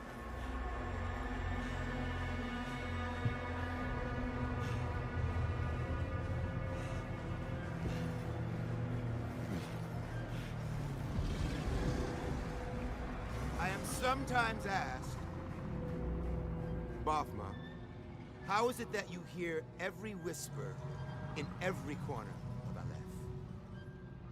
And I answer, I built Aleph with my will, my blood, myself. This city is an extension of my being, my body. Today, it became infected. And as we all know, if an infection is left untreated, the body can become rotten, sicken, and die. That infection? Greed.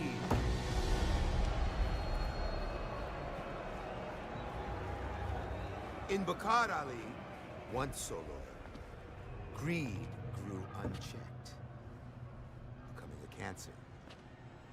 A cancer that threatened to weaken Aleph, endangering all of us, everything we have built. However, cancer, if caught early, can be cured. Or in our case, cut out and served on a platter.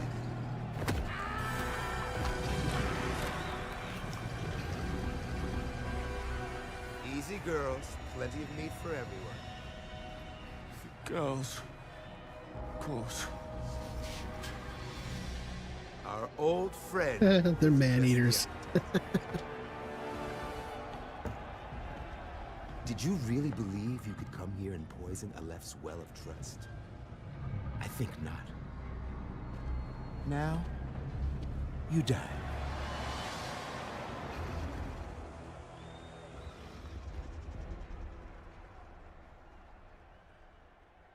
Oh, this is that new James Bond origin story game where he's like a young James Bond. It's his first mission.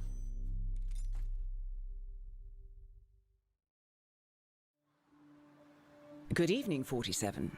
We have been tasked with eliminating Lilith Devereaux, the prospective new CEO of Ether Corporation.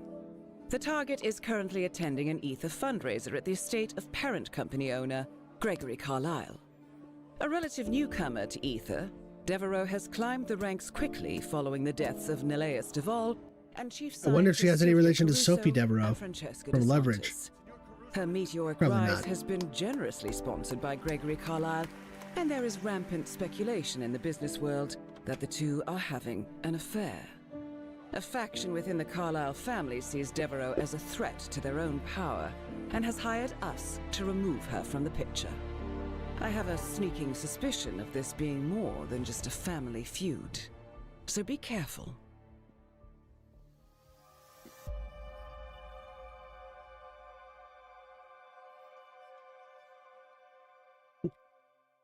Introducing the longest name in video games.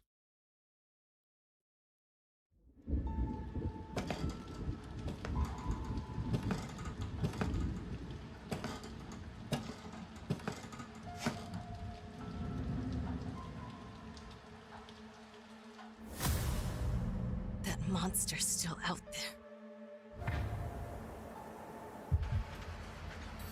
Okay. He has to die.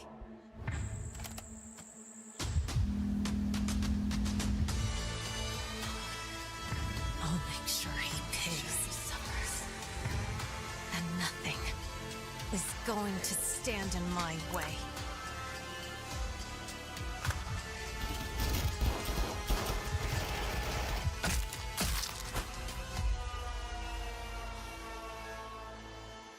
Flesh and Wire.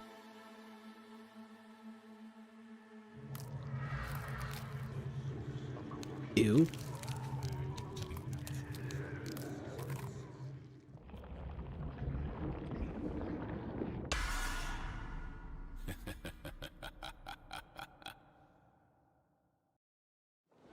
That looks kind of cool. Young Sherlock. What's I hate it when they're all doing all of these young, like they did, you know, with Strange New Worlds. It was like the Enterprise, but the Enterprise was young, and they did Young Sherlock and Young 007 and. For having trouble finding the solutions. Don't worry about that. You just have to get yourself some new numbers. These solutions, they're not real. They're imaginary. That means Like you imaginary can't see the numbers. target. That's a math Still joke. shoot for it. So you're a mathematician now, a porter, a waiter, a candlestick maker, and a kleptomaniac. What was a taker? Now a giver. Does Hodge's pocket watch keep good time? They say that it's the unconscious desire of every thief to be caught, that it's the fear of incarceration that gives freedom its currency. The fundamental fault of man is to think the enemy is external, not internal. Prison is in here, not out there. Hark at you with your art of war. James Moriarty. Sherlock Holmes. Hello, IGN Fan Fest. This is Jim Field-Smith. Oh, it's an origin story for Moriarty as well. God. Check out this exclusive clip from our season finale, streaming March the 4th on Apple TV. Der Linie U5 bei I will give it a fair shake because it actually looks like it might be okay. It looks like it might be decent.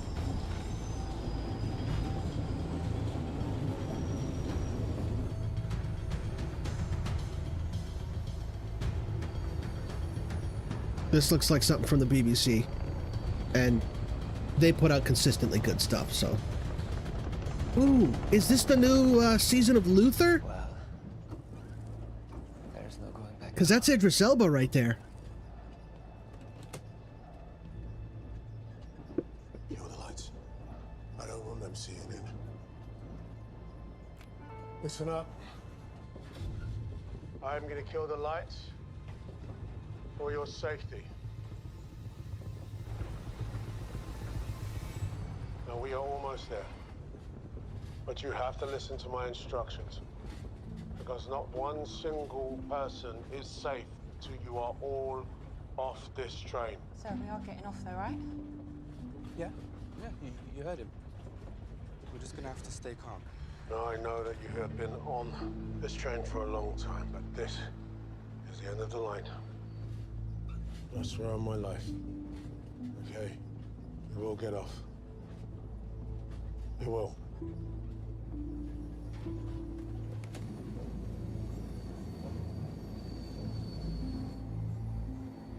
Okay. So all this for us? Hey guys, this is it.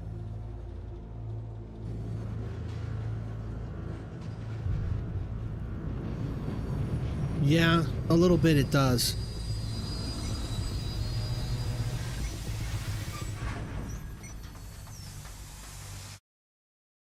Hijack. Okay, so it's not. You just saw a bunch of really cool spies and action. It's not Luther. Hitman, 007 First Light, and more. Luther was the BBC series where Idris Elba like broke out. That was his breakout role, and it was so good. My best friends at WoW, Woman of Wrestling, Sibley Skulls, Candy Crush, and Coach Campanelli. And I just saw Idris Elba wearing a trench coat, and I'm like, Luther's back. Thank you. Oh well. Listen, what's up, everyone? We are from WoW, Women of Wrestling, and this is IGN Fan Fest. And since we've made it inside of the hallowed sacred halls of the legendary IGN, we have only one question. Oh, yes, anything. Where is the person who writes all of your reviews? I have a bone to pick with them. Let me at them. I'm gonna rip them limb from limb. Oh, okay, actually, we have a wide variety of people who review video games, movies, and shows for us here at IGN. Where are they? I'll smack some sense into them one by one. Just you watch me. Yeah, watch her. But why? What did an IGN review ever do to you? Well, one time I had a game that I really liked and I was excited for, and you gave it such a low score. And you gave a movie that I didn't like too high of a score. And one time, there was this TV show that Oh no, this isn't WWE. This is WOW, Women of Wrestling. 7 out of 10. It's a completely different wrestling organization. But 7 out of 10 means good on the IGN scale. That means we agree. We also thought it was good. I'm not joking. There's literally a show called, or an organization called WOW. Sorry. Oh, it's just that a 7 is such a weird number. A 6 would be so much worse. An 8 would be so much better. 7, it kind of looks like a snake, but it means good. How does that make any sense? How are snakes good? Yeah! We don't review reptiles or snakes or anything. Look, I get it. It's a lot, and I'm just glad we're all on the same page now. Apology accepted. Do me a favor, though. I need you all to channel the same passion and energy to tell our audience what's coming up today on IGN Fan Fest. Okay, fine. Coming up in a bit, we've got a bunch of fantasy games, including Crimson Desert, Ark Survival, Ascended, and more! And after that, we're diving into survival games like I wouldn't know. Soul, I don't Rock, watch it. Evil, I've heard of it. I mean, right now, get ready. they mentioned it a couple times. Great titles with excellent animation. I mean, their heavyweight champion's name is Candy Crush. How seriously could they possibly be taking themselves? We're the only 10 out of 10! Top tier! Who are the chicks? Ooh, those are two fine ladies you're holding. Ebony and Ivory. I based their portraits off of my own. Can't you tell?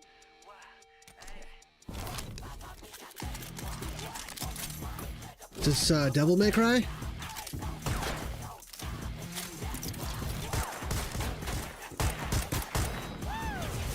On Netflix?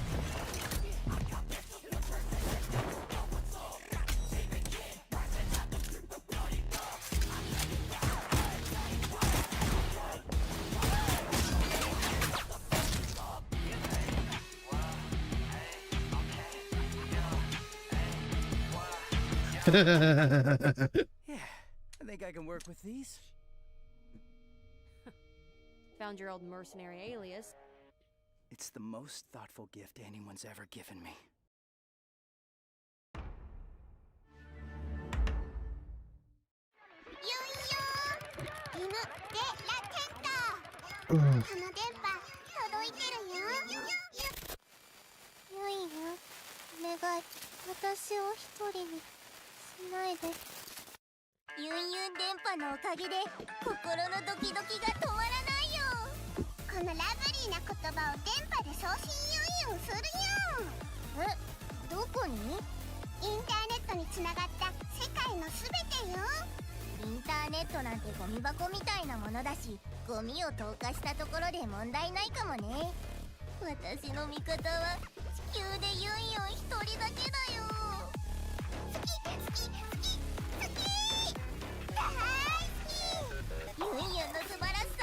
What is this game?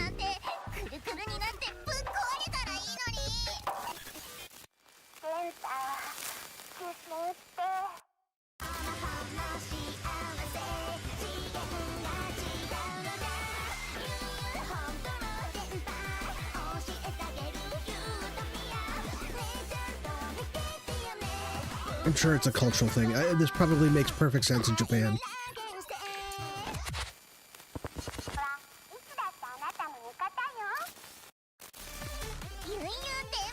Yun syndrome rhythm psychosis. Hello. とんがり帽子のアトリエで主人公ココを演じている声優の本村玲奈です。皆さん IGN ファンフェス楽しんでますか？ It's a music simulator, augmented reality, horror, text simulation, AI game. No, they have not shown Everwind yet. Welcome to the chat.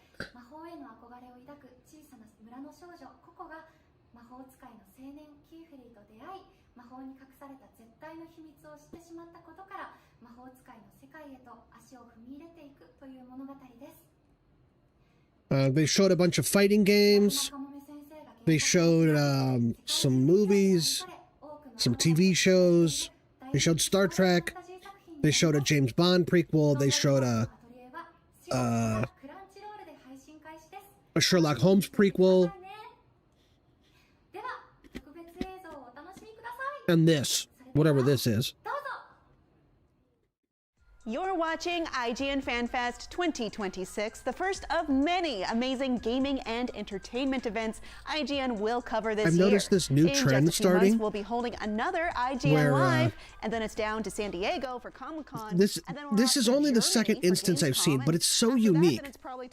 Like the horses had their wings instead of on their back like typical Pegasus. They had it on their head. You know what? And I seen that once before I saw a trailer for the new Pokemon AZ where Dragonite had some kind of mega form where his wings were on his head. I'm like, I don't know where this trend is coming from, where now people are putting the wings on the heads of that doesn't make like anatomical structural sense. Like if you tried to lift something as big and heavy as a Dragonite, or where they rank. Its head would just rip off its shoulders. We'll reveal one of the movies. Did I rush it? Felt like I rushed. Good. I liked it. Talk about why it belongs and finally find out where it ranks. Are you not entertained? Are any of the movies we've shown here even on the list? I have no idea, and it drives me crazy. Join us as we find out on Cinefix, IGN, and wherever you get your podcasts. Why so serious? Why so Check out all your serious? favorite shows with up-to-the-minute gaming and entertainment news with Geek Media. Oh, I put a smile Very on that special episode face. of IGN Game Scoop. Game Scoop has you covered for all things gaming and the latest game releases.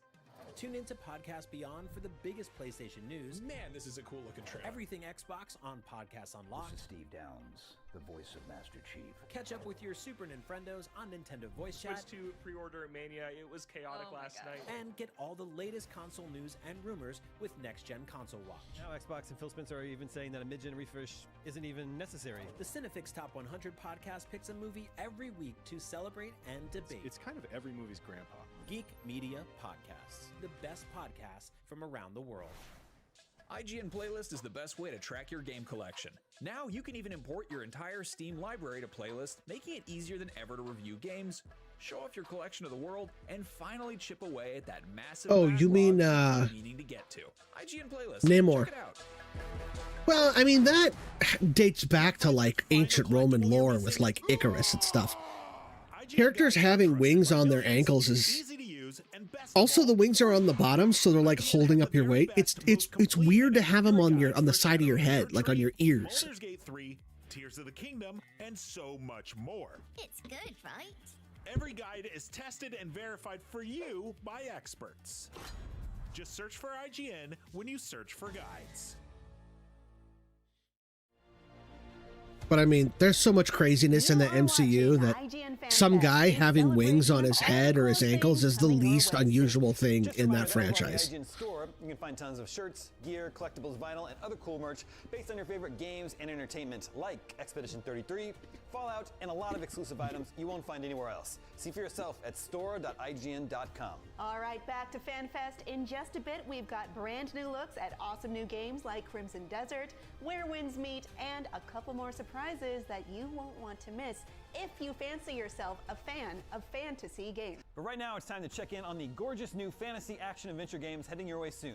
Starting out with Ark Survival Ascended. Take a look. I got some friends that are into this game. I haven't played it yet, but they're like really into it. They play it all the time.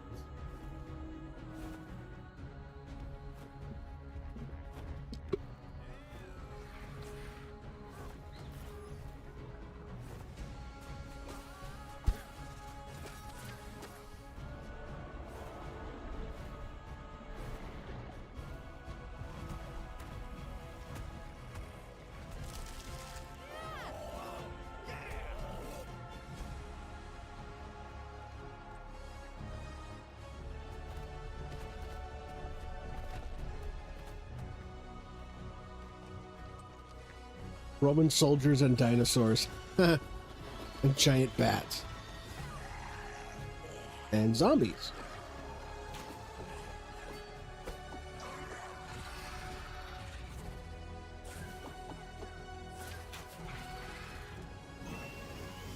It's right behind me, isn't it?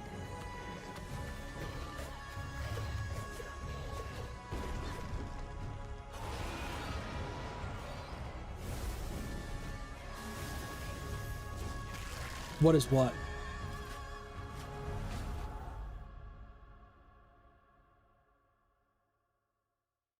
Asteros?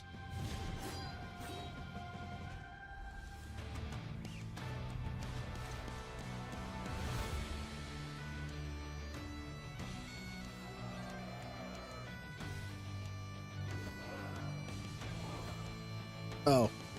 It's Dynasty Warriors. But Scottish.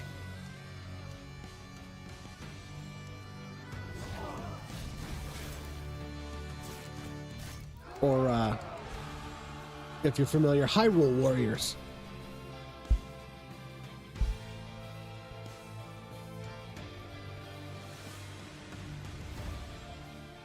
Ooh, there's a demo out.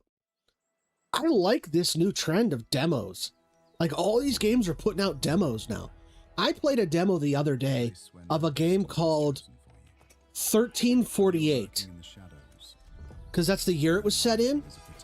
It was like a 10-minute intro tutorial through a burning village, and it was really fun, and the graphics were amazing. But even when you think it's over, there still might be hope. Well, that guy's gonna have a hangover.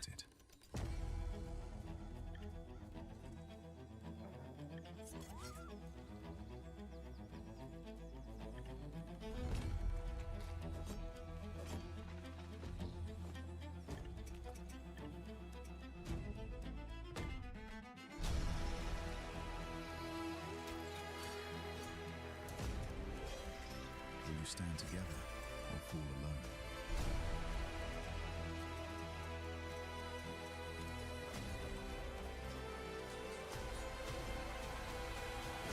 Which path will you take? The choice is yours.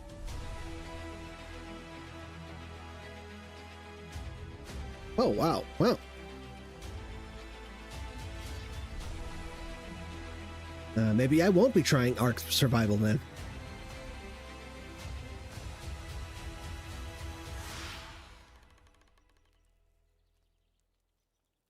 Valorborn? Huh. Nothing in there jumped out at me.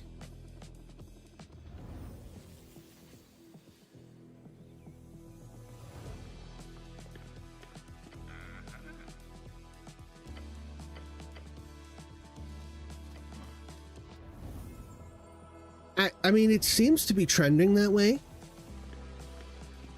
And I don't anticipate that every game's going to have a demo version. But, you know, the ones that aren't putting out demos is getting to a point where it's suspicious if they don't. Like, why aren't you putting out a demo?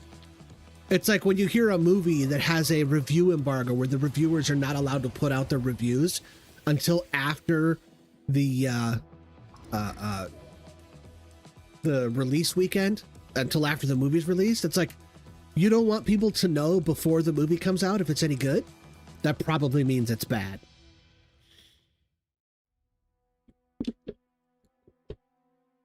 You have never fought a monster like this. Actually, you never fought a monster at all. Not in real life. What would happen if you, a normal person, had to survive an encounter with this fantastical predator?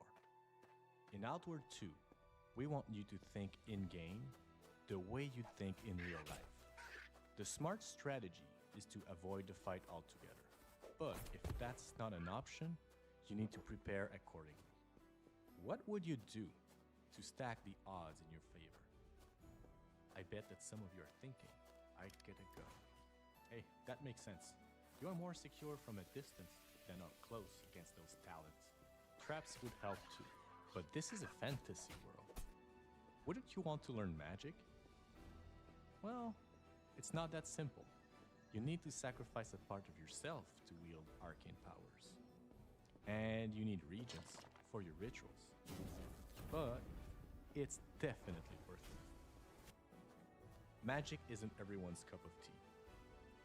You might prefer to craft some sturdy gear.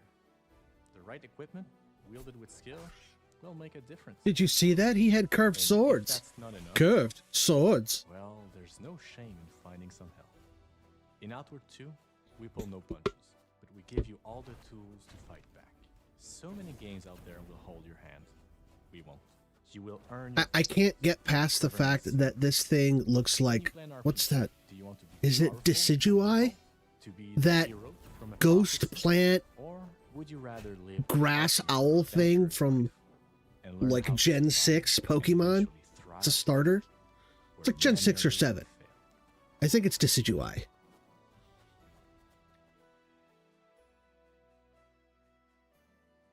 Outward 2.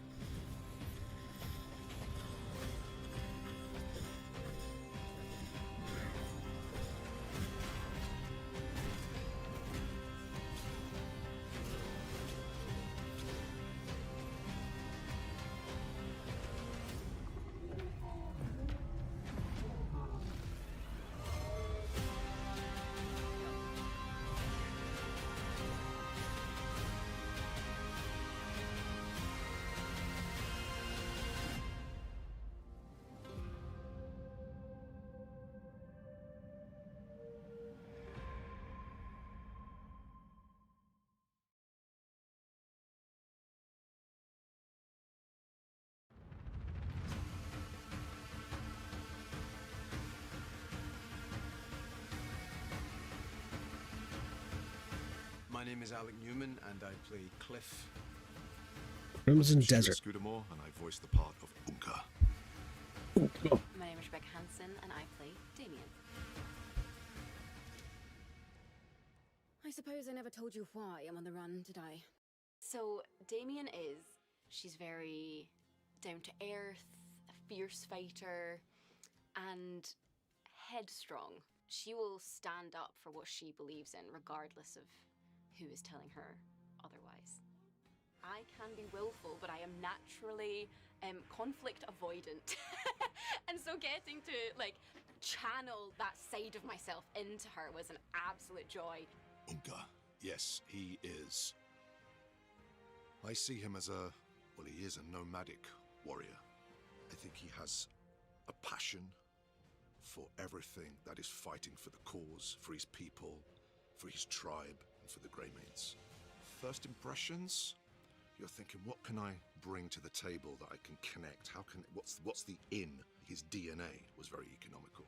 And it's what you bring to the table and what they're offering, what the team are offering as well. And then you take off into the world that is Crimson Desert and that wonderful story.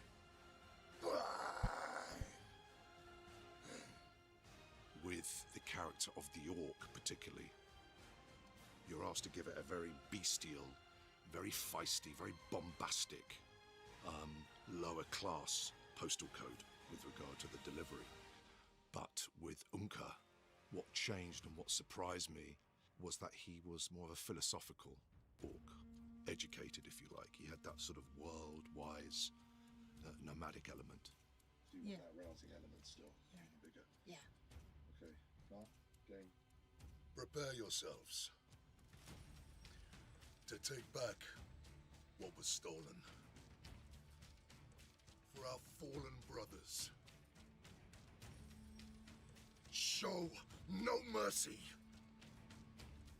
And what I found challenging for Unka is that he often communicated in grunt, but it was finding those levels of grunt, but finding that was challenging.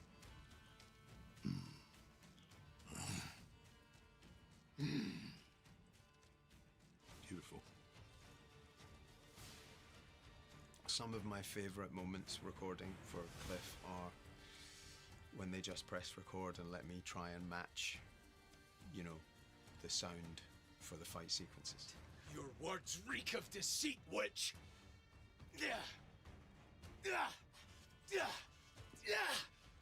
Are you all right?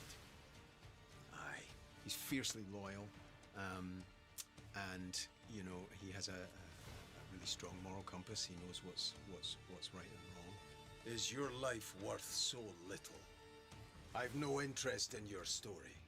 There's no denying that he's very stoic. He is a man of few words. You could be forgiven for thinking that he's kind of, you know, a closed book. But I don't like it when they when you meet him with other characters, particularly. This stuff's important, but it's like, show me the game first. Get me interested in the actual story and the gameplay and the game mechanics. Show me that there's something interesting there. Then give me the interviews with the actors. Once I'm hooked, after I care. It seemed to just fit the combat in the game, which we'll maybe talk about in a minute, which is absolutely astonishing. I've never seen anything. I don't even know what kind of game. Is this like an open world RPG? Is it just like on rails where it's just, you know, you complete the level, you move on to the next one? Route into that element of Cliff. They haven't gotten to Lego Batman yet, I don't think. They did have like a behind the scenes thing in the like pre-show,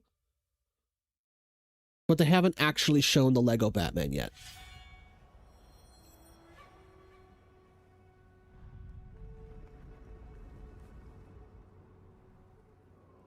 Wait, did they show Lego Batman? If they did show Lego Batman, it was like right at the beginning. Otherwise, I would remember it.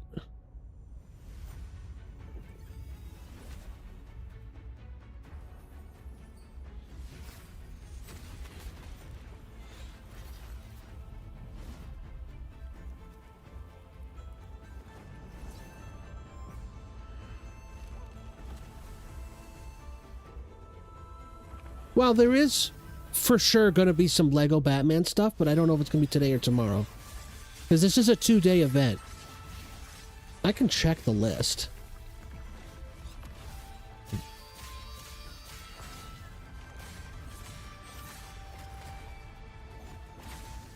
Let's see. Day 1. Star Trek, 007, Hitman, Hijack, Devil May Cry. Oh, it looks like this list is in order. Valorborn, Esoteric Ebb, Outward 2, Mistfall, Crimson Desert, Where Winds Meet, Second Stone.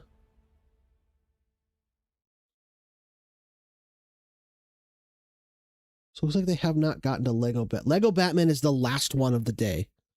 It's at the very bottom of the list. They're doing them in if you go to IGN.com and just go Google search IGN Fan Fest 2026, it shows you the list of all the stuff for day 1. And I'm looking at the list and everything's in order. They're going down this list in order. So Everwind is like 6 more games. Because right now they're doing... We're working on a new what game is this? RPG called Second Stone. It's Second Stone? We've dreamt of playing for like, I don't know, 20 years or something.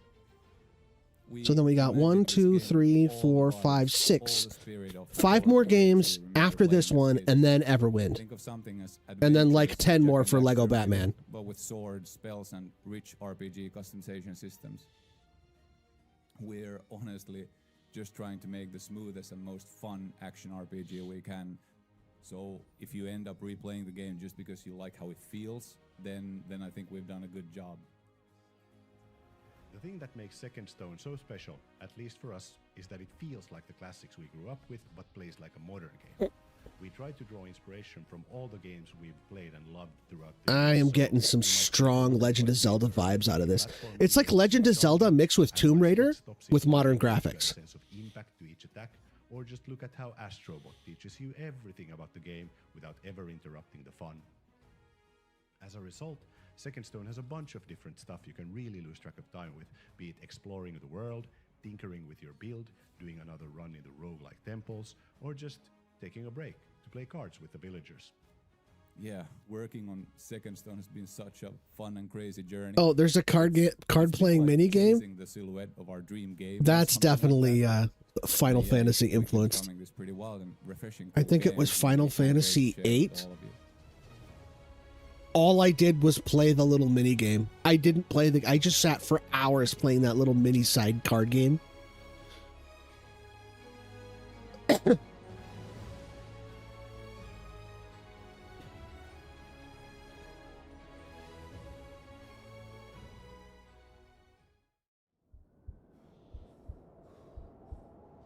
The night remembers fear. Heroes bleed. A predator born of the night. He feeds on terror. Interesting.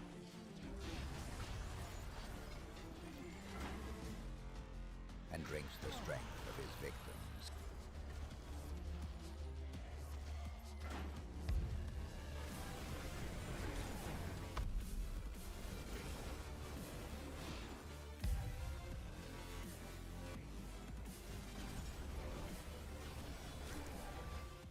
Dampier is soon to awaken in Han Reborn.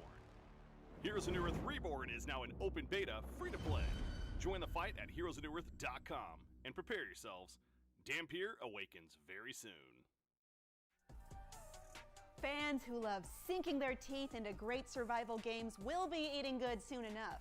Here at IGN Fan Fest, we've got so much more cool stuff to show you coming up in just a sec, so don't go anywhere. IGN Fan Fest is presented by Neverness to Everness and HyperX.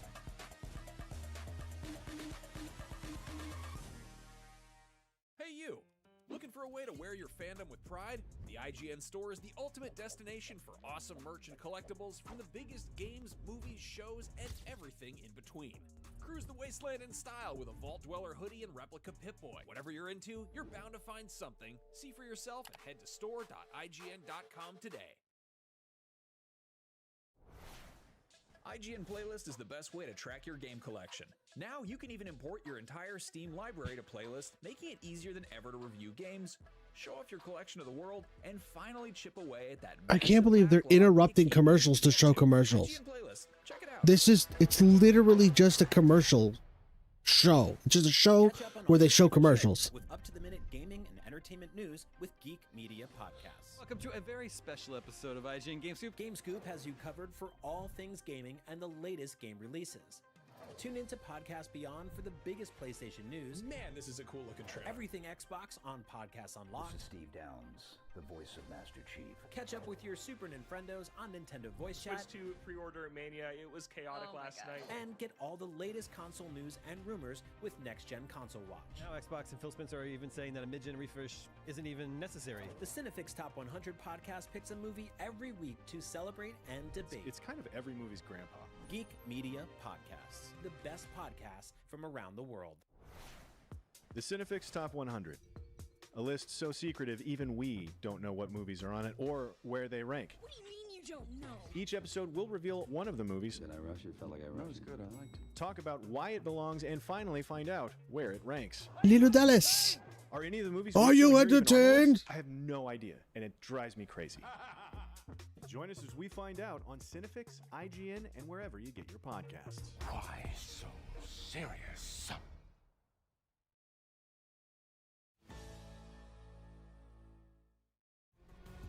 You're watching Multipass. IGN Fan Fest. Coming up, we're taking a look at some games that are all about survival. But first, a game where 10-year-olds are sent into the world on a totally unsupervised journey to capture and tame as many wild animals as possible.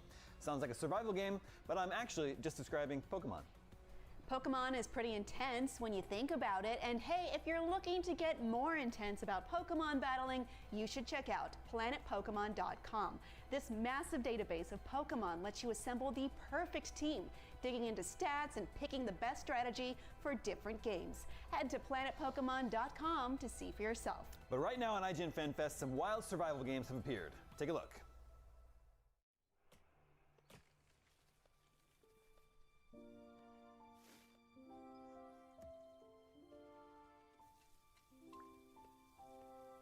Okay, so we're getting into the survival sandbox building stuff genre.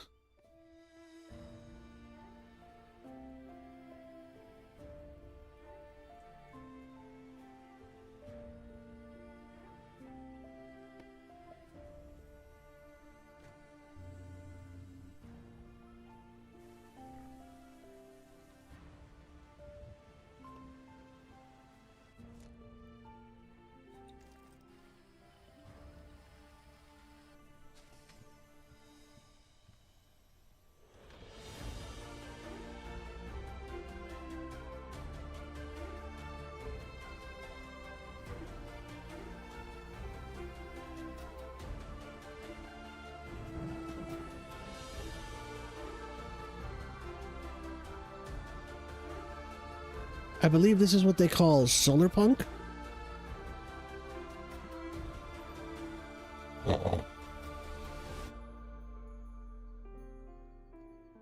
Oh, it's actually called solar punk. Okay. I had no idea that was, I swear to God, I didn't know that was the name of the game. But I guess it kind of hits the nail on the head, huh? Pilgrims bound to the rails of a frozen world.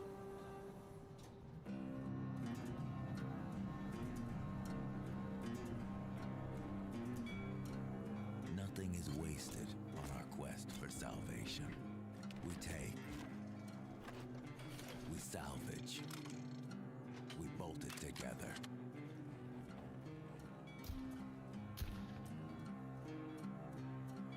Our makeshift convoy is our lifeline.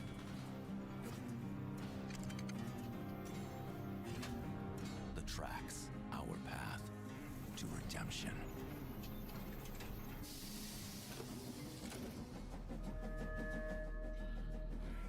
Each stop draws us closer on our righteous journey.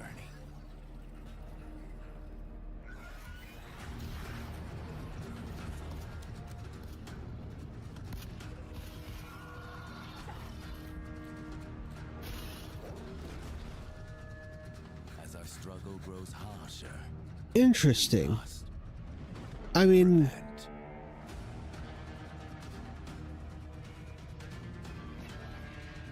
I've seen zombie survival on a train before. Metro Last Light was really good, by the way. But I've never seen it like this, where it's like on the surface and your base is in the train. That's actually kind of cool. So, you want to be a cult leader. First, you're gonna need followers. Hey there, you look gullible. I mean, in need. And followers need a place to live.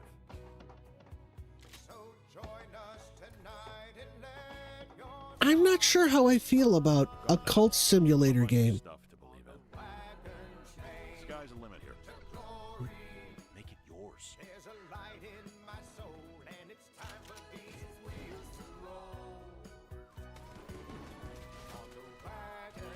And don't let your followers all die.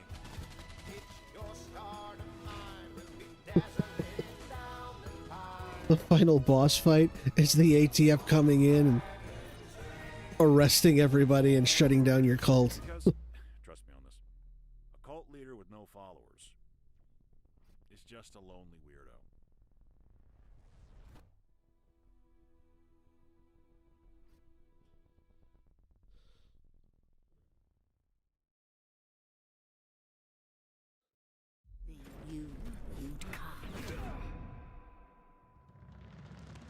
It woke without warning.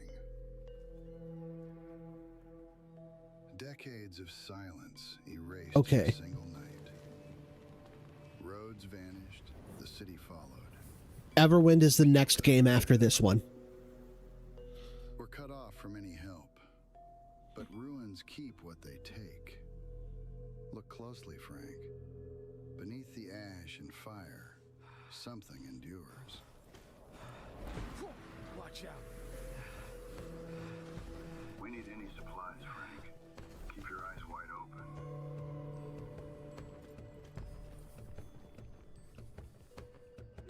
Check everything. Nothing goes to waste.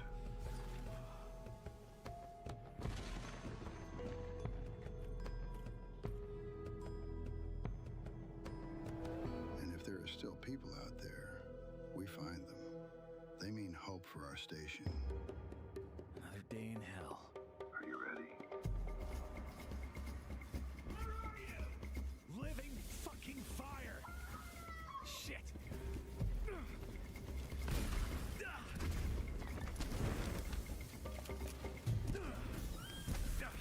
I'm coming for you! Okay, so it's a zombie survival horror where the zombies are made out of fire. Stay with me. Got her, William. Danger's rising. Evacuate. Roger that. We bring them here. We hold this place together.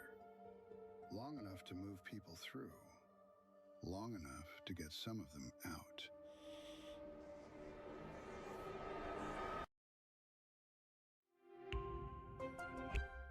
Ah, here we go. Yeah.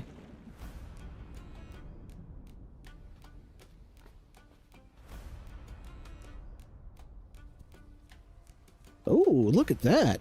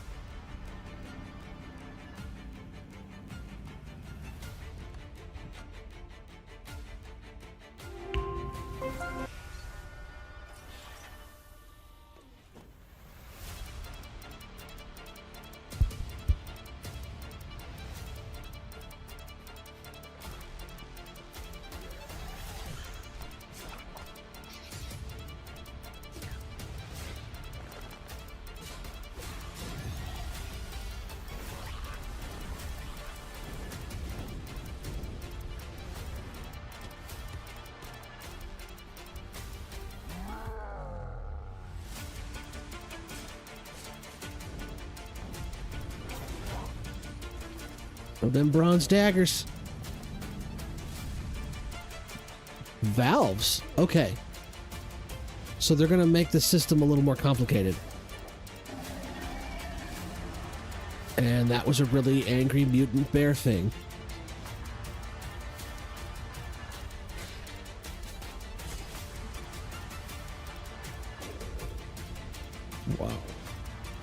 There is so much of this game we haven't seen yet.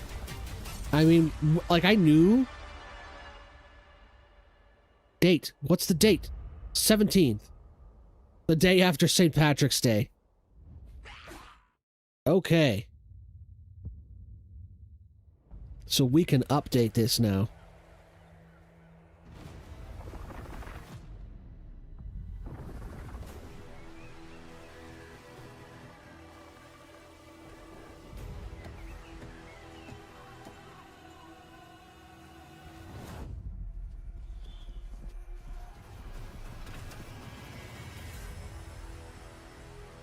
Which means it looks like I'm going to make it to 100 days.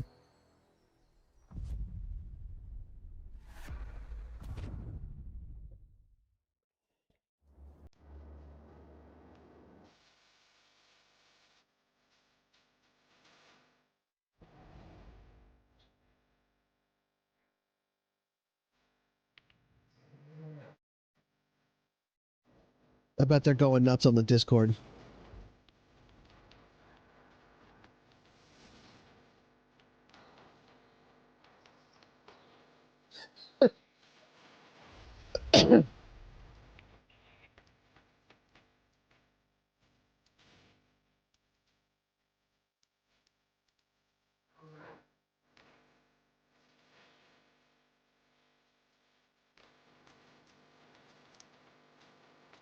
Yeah, everybody's going nuts on the Discord.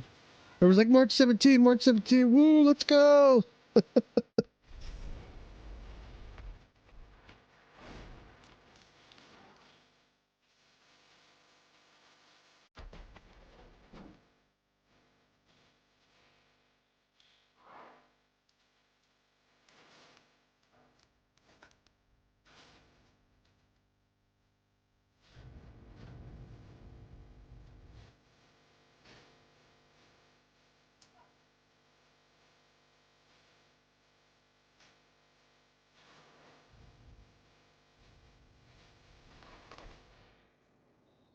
Going medieval.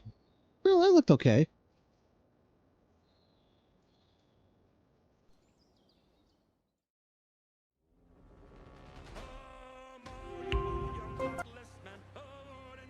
Ooh, pirates. Okay.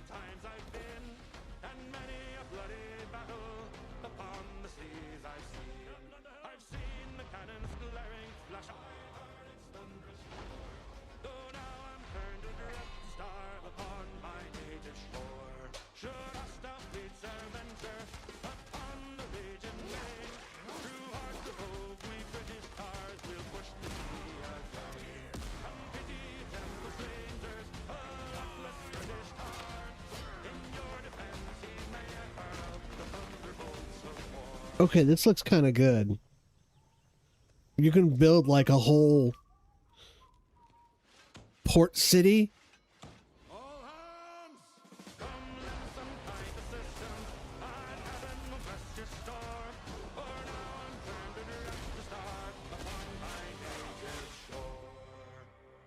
Windrose. Love the name.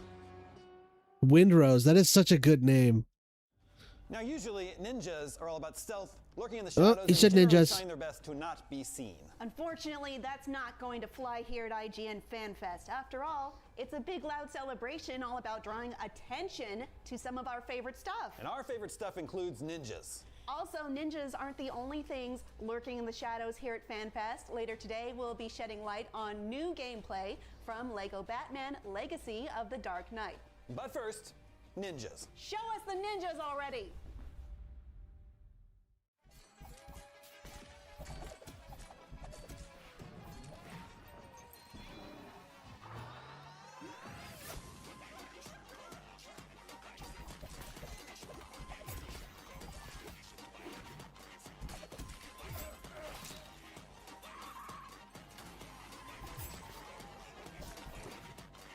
Okay, this is a genre mashup I wasn't expecting. Mexican ninjas?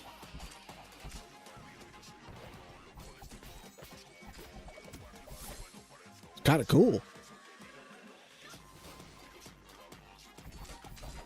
And it's got like a... Oh, what's that game?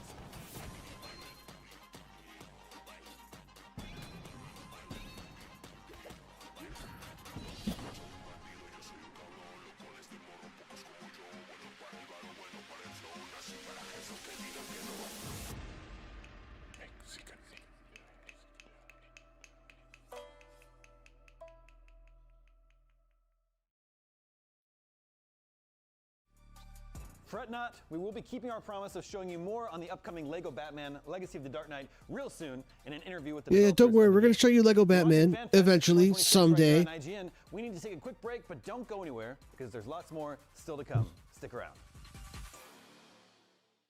IGN Fan Fest is presented by HyperX and Neverness to Everness.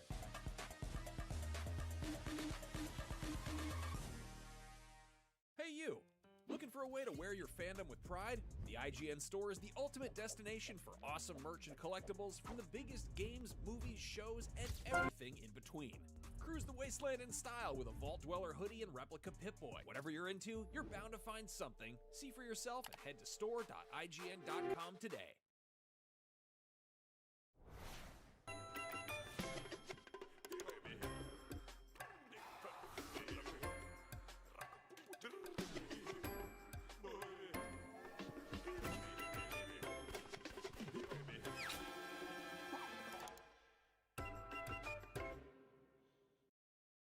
They're talking about a $30 price point. With up-to-the-minute gaming and entertainment news with Geek Media Podcasts. Welcome to a very special But I don't see... GameScoop has you covered for all things gaming and the latest game releases. Tune into Podcast Beyond for the biggest PlayStation news. Man, this is a cool looking trailer. Everything Xbox on Podcasts Unlocked. This is Steve Downs, the voice of Master Chief. Catch up with your Super Nintendos. I don't actually see anybody from And get all the latest console news and the development team. console watch. Now Xbox and Phil Spencer are even saying that a mid-gen refresh isn't even necessary. I just see people claiming it's $30, but I don't see anybody who would actually know if that's true or not saying it. The best podcasts from around I mean, $30 sounds about right. That was my guess. I thought it was going to be like $29.99. Don't know what movies are on it or where they rank. What do you mean you don't know? Each episode will reveal one of the movies. Did I rush it? Felt like I rushed. That was good. I liked it. Talk about why it belongs and finally find out where it ranks. Are you not entertained? Are any of the movies we've shown here even on the list? I have no idea, and it drives me crazy. Join us as we find out on Cinefix, IGN, and wherever you get your podcasts. Why so serious? Everybody's like, no, I don't want to wait a whole, what is it, 3 weeks? My man, what's up? What you... Are you supposed to be like a video game expert or something? Yeah, it's almost 3 weeks to the day. Did you mean to die there?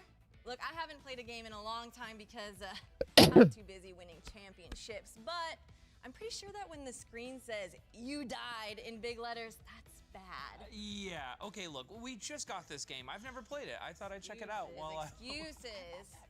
Aren't you supposed to be good at video games to work at IGN? Thank you. Hey, you got any tips for him? Yeah, coach tip number 401.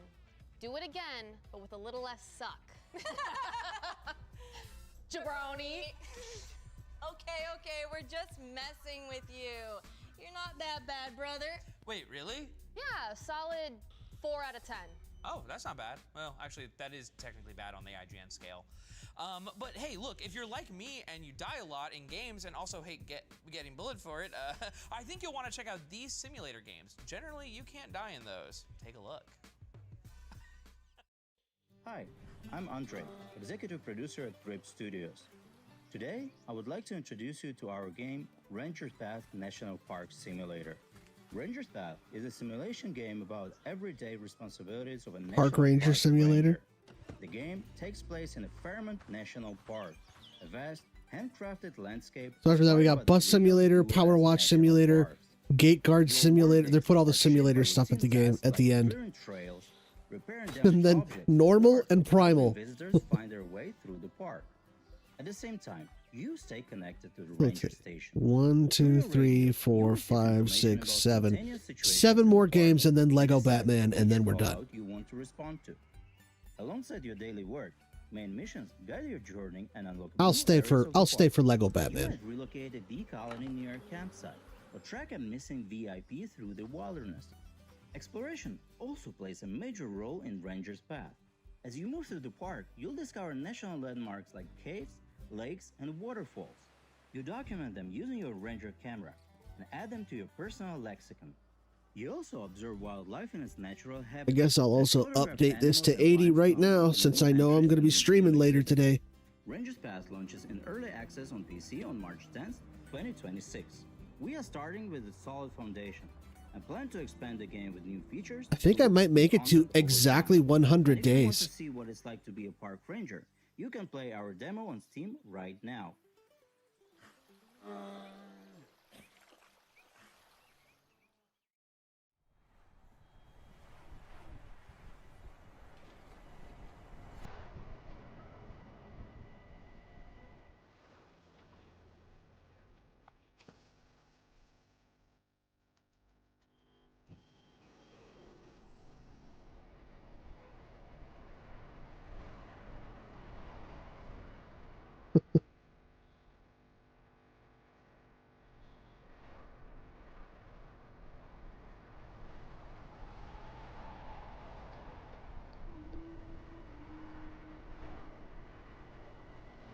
Well, this is Bus Simulator.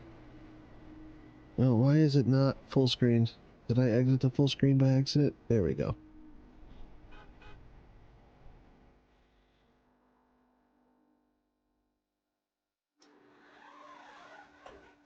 Bus Simulator 27. Wishlist now. Adventure time, come grab your boing loings. We'll go to very interesting point. Ooh, a pizza Ooh, party. a pizza party! What do you mean Oh. I'm not invited? Take that, haha, and that! Next time you'll think twice before you mess with... Who the heck are these guys? I didn't even know Princess Bubblegum had a cleaning crew. Hey, I put good work into ruining that treehouse. Is that you, Jake? Quit being so helpful. An Adventure Time Power Watch simulating game? That is so hyper niche. Because you have to be a fan of Power Wash simulators and Adventure Time. I can't imagine that's a large group of people. It is nice to have the place sparkly clean. Eesh, this stuff is everywhere. Okay, maybe I went a little overboard with the dirt, but you all forgive me, right? Right? That was incredible, but I'm still not tipping you.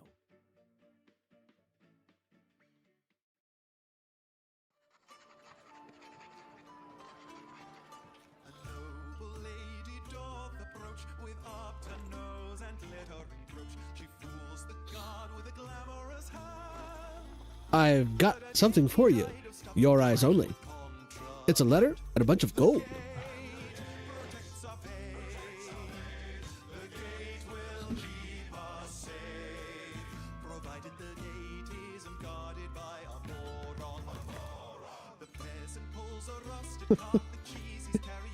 It's Skyrim Messenger, the game.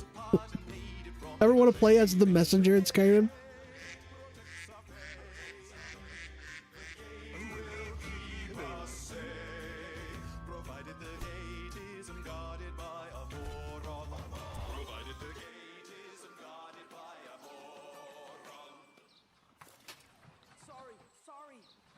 Oh, Gate Guard Simulator, not Messenger. Welcome to IGN Fan Fest. That's slightly better. 2026. I'm Casey DeFreitas, and today we'll be taking a tour of 3 bases you'll encounter in Monster Hunter Stories 3: Twisted Reflection.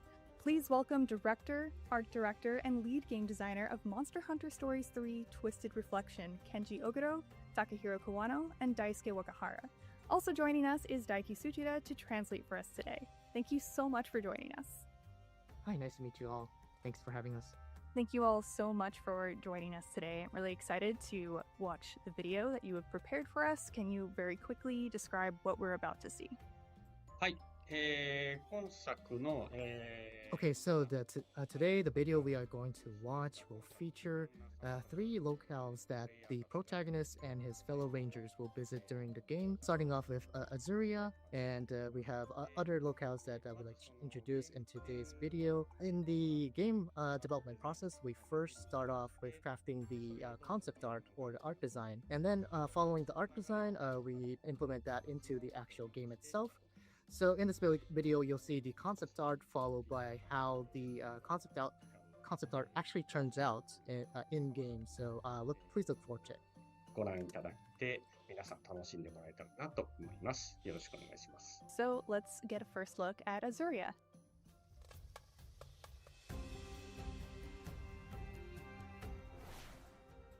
本当にいわゆるこう So first off, we are showing the concept art for Azuria Castle. In the design process, we wanted to make the stereotypical fantasy castle type of design to depict how peaceful Azuria is and to depict the beautiful nature of the Azuria, world of Azuria, and the castle itself. But was there any specific region that the architecture was inspired by?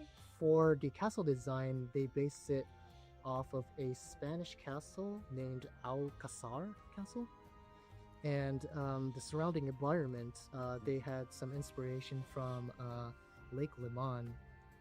They did have some actual real world inspiration, and that made its way to the concept art. And then something that is unique to Monster Hunter Stories is that to depict the bond with Rathalos in Azuria, you can see throughout the castle, you'll see like wing-like fabric stretched upon the castle. So those flags or fabric represent the wings of Rathalos. And also throughout the castle, you'll see that there's actually like an airport for the monsters to take flight. So you'll see that later on in this video. ここは国王との This is the main hall located inside the castle where you see the king and queen of Azuria. So actually, if you look at this cutscene, you'll see in-game, you'll see all the details that were put into like the chairs, the fabric, the tapestries throughout the hallway. And then one thing to note, on the left-hand side of the king right now in the scene, you'll see this lantern, which is actually just like a shining crystal. One of the key concepts of Monster Hunter Stories 3 is that there is a crystal encroachment, which is engulfing the world, which is unknown. The reason why the crystal encroachment is happening is unknown, but residents of Monster Hunter Stories 3, they actually use the crystal to get some lighting inside the buildings, such as this scene right here. Alright, so the next concept art we have here is the main square of Azuria Castle. So this is the most lively place within Azuria Castle. We wanted to make this place very lively and beautiful to depict how peaceful Azuria is. So you'll see in this concept art there is a fountain right in the middle, and around the fountain you'll see many shops including smithy, other item shops, and in-game you'll actually see a bunch of NPC characters walking throughout the square. So that's one of the things we wanted to implement in Monster Hunter Stories 3. You'll see NPC characters walking. You might be able to encounter some funny dialogue and monologue amongst the NPCs. はい、ここは、レンジャーの This next concept art we have here is the Ranger Station. So this is where the protagonist and his fellow Rangers come to have meetings and have some tea and whatnot here. As you can see, like in the middle of the concept art here, you'll see the map of Azuria. The Rangers use this map to strategize and plan their next actions. So each character of the Ranger Squad, they have their own chairs and places within this station here. The Vice Captain of the Ranger Corps, Gal, takes care of the weapons and sharpens them at the very back chair. On the right hand side, close to the window, you'll see like a bunch of stones and stash there. So that is what Ogden, he is the walking encyclopedia of the Ranger Corps. He keeps all his stash over there, so it's pretty messy. And then on the left hand side, we have the kitchen. So this is where Eleanor, she is the Princess of Brumil. She joins the protagonist Ranger Squad later on in the game, but this is where Eleanor cooks for the team. And we have Thea. She is the newest ranger who joined the Corps recently, and she does not have a chair yet, but she loves to run around in the fields in the far back. And lastly, Simon, he is the best friend of the protagonist. He tends to just sit in whichever chair is open, and he loves to read. Okay, so this kind of has like a little Final Fantasy vibe to it. You got a team, they got spiky hair, fancy armor, colorful world. Okay, so this next concept art we have here is actually placed right beside the ranger station that we saw earlier. So this is basically the airport of Azuria Castle, where both the rangers and the aerial unit, aerial squad, takes off to do some patrolling around the area. And as Oh, they're dragon riders. Here, That's when cool. the rangers or the aerial units are resting, they have the Legiana rest beside the airport here, and they also take care of like the equipment while they are resting.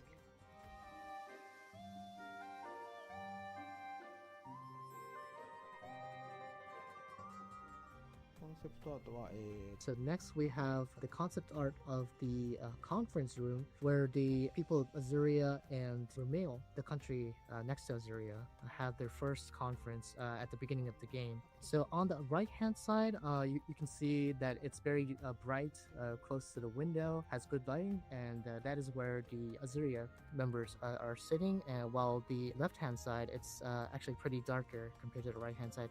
That is where the people of Vermeil are sitting.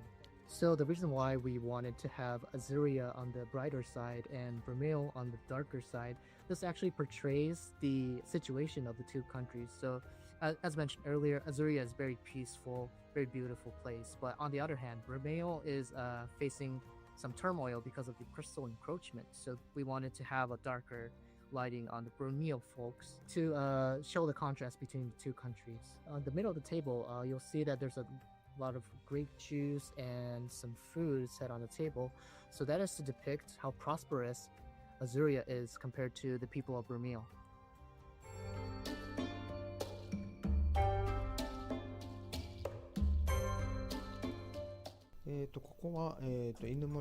So next we're moving on to the next locale, which is called the Shepherdin. This is the first village that the protagonist and the Ranger Corps will visit after crossing the Meridian into the Forbidden Lands. One key feature of this area is that monsters from Monster Hunter Rise inhabit the Shepherdin and the area around it. Based on Monster Hunter Rise, it has a very Eastern Asia-like taste. So the Shepherdin and the surrounding area is also designed after that art style. And then regarding the Shepherdin village itself, as you can see in this concept art, it is actually placed on top of a very dangerous plateau, as you can see, with waterfalls and steep cliffs. So the reason why the residents of Shepherdin ended up in this place is because they had to flee from their homes for safety, and thus they wanted to have like a fort that will protect themselves from outside dangerous existences. So they ended up creating this village on top of a very steep cliff.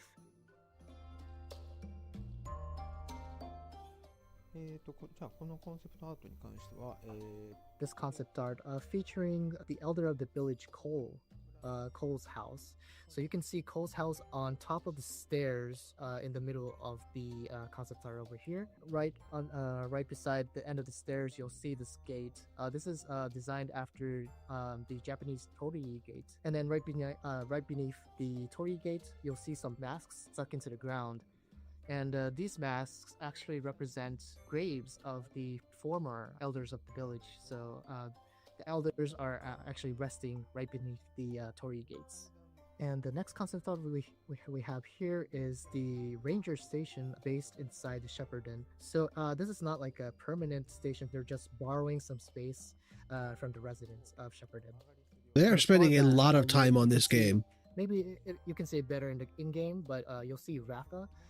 He is actually stuck in like this very. I wonder if the games small that they stable, spent extra because, time the on, stable, that was not a they stable like in the paid first place. It was to just get a vacant, extra time residence spent on their the, game. Shepperton building. Like, this looks But, cool and they all, didn't but they're have any spending way space for more Ratha on this to rest than in, they did so on like they put him Everwind, there. for And, example. on the left-hand They better side, give this much time to you Lego see, Batman. Because if very we go simple through all this pictures for all with these other layout lesser based on games, dirt. and then So Lego that's why Batman we gets really here and we get a attach the 30-second wheels trailer and that's and it? prepare, for your next adventure. I did want to ask, is Shepperton a play on words? Is like Shepherd Den because of the people's reverence for Palamedes there? 正直申しますと、我々やっぱり英語は So unfortunately, we don't have any localization team members present in today's interview. So we're honestly unsure of how they came up with the English name Shepperton. But our localization team, they really love to play with words around, as you can see in the Monster Hunter series. So there should be a reason why they ended up naming this place Shepperton. 狙いが当たってるんじゃないかなっていうふうに推測します。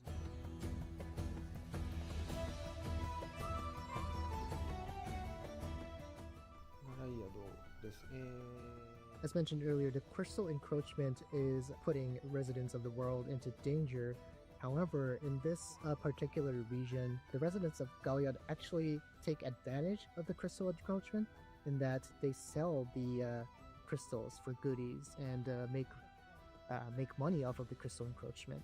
So as you can see, Galliard as a city, it looks very prosperous with many decorations, stones, jewelry throughout the city itself and the buildings.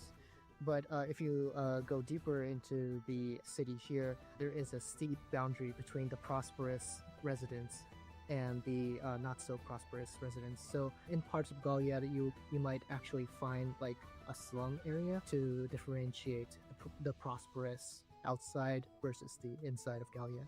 So here we have the main square of Galliard. So in the middle, you can see I kind of, this is not to say anything bad about this game. I resent the fact that they're spending so much time talking about the stuff in the game because it feels like they're giving us spoilers. Like, I want to discover this stuff in the game. I don't want you to tell me about it and show me hand-drawn pictures. I want to see it in HD and 3D when I discover it. This is showing me too much. Stop. Galliard is so barren in that Galliard used to be a ocean port city that was floating on top of the ocean. So all the jewelry and the decorations were based off of like the Mediterranean Sea. But desertification has caused the city to lose all the water, and it is currently barren, sandy. So that is the reason why there's a difference between the decorations and the actual cityscape itself.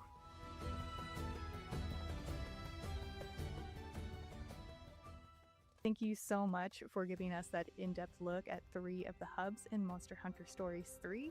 I will definitely be one of those people enjoying Monster Hunter Stories 3 Twisted Reflection when it comes out on March 13th. Thank you so much to Sujita-san, Ogura-san, Kawana-san, and Wakahara-san for this in-depth look at the rapidly approaching Monster Hunter Stories 3. We'll of course be covering more on Monster Hunter right here, so keep it locked on IGN. IGN Fan Fest is presented by Neverness to Everness and HyperX.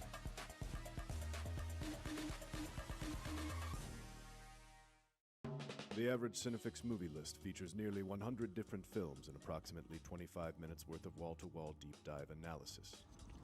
To simulate that pace for this 30-second ad, we're featuring 26 different films, and before you say it, no, that math does not check out.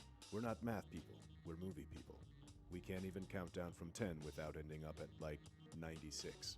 Subscribe to IGN Movies and TV for more Cinefix movie lists. Bad at math, great at movies. Can't find that final collectible you're missing? IGN strategy guides and interactive maps are here to help. One step at a time.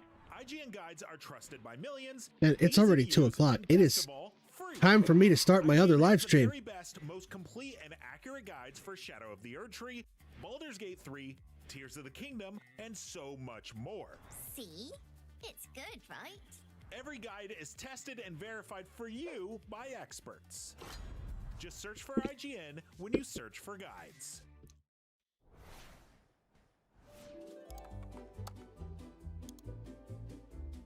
IGN Plus is where your adventure begins. What are you selling? Plus is the place to get unlimited access to all the tools you need to beat your games. Here's what you need to know for bringing down Gloomspawn. Plus, awesome exclusive discounts on IGN Store.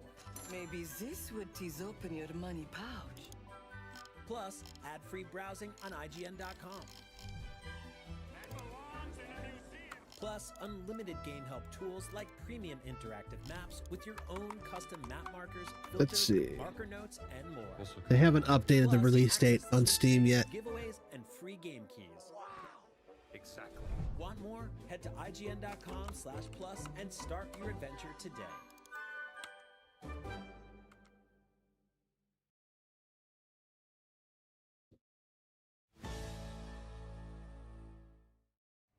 You're watching IGN Fan Fest 2026. In 2023, writer-director Lee Cronin gave new life to the Evil Dead franchise with Evil Dead Rise, and later this year, he's resurrecting another film franchise full of walking I don't know corpses why and it keeps ancient going curses, out of The Mummy. full screen. Take a look.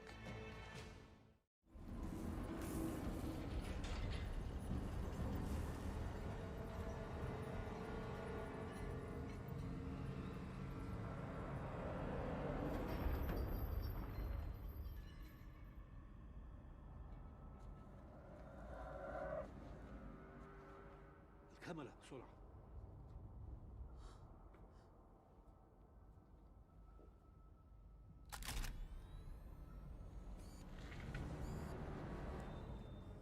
أعوذ بالله.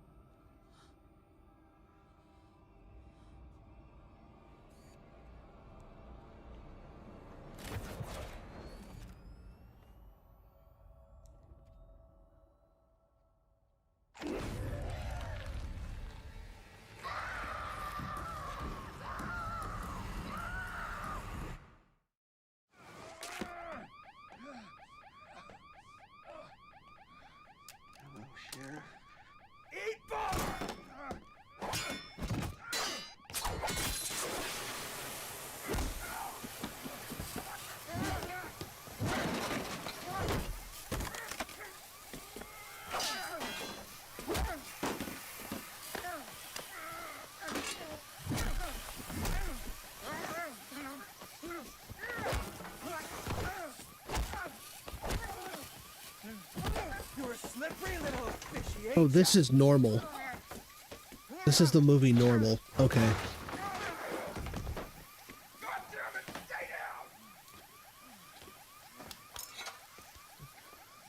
What the hell, man? Means then we got Vermin Steel, Primal, and Lego, and that's it. Meat tenderizer. That's a good weapon, right? People are made of meat. Yeah, we had a lot of fun making the action sequences here. I love how Bob Odenkirk has turned into the. He went from this like chill comedian, kind of a doofy guy, to playing like just a straight up action guy. Minnesota, where everything is normal. It stars Bob Odenkirk, and among the cast are Henry Winkler and Lena Headey. Yep, That's quite a all three cast. Very normal characters who are played by actors who always play normal, unchallenging, face value characters who aren't hiding anything at all, and it's all very regular and normal. Life in Normal is quiet, peaceful, predictable. Until it isn't. Okay, I think we all know that's not true. Normal is an action-packed thriller with black comedy moments and explosive surprises.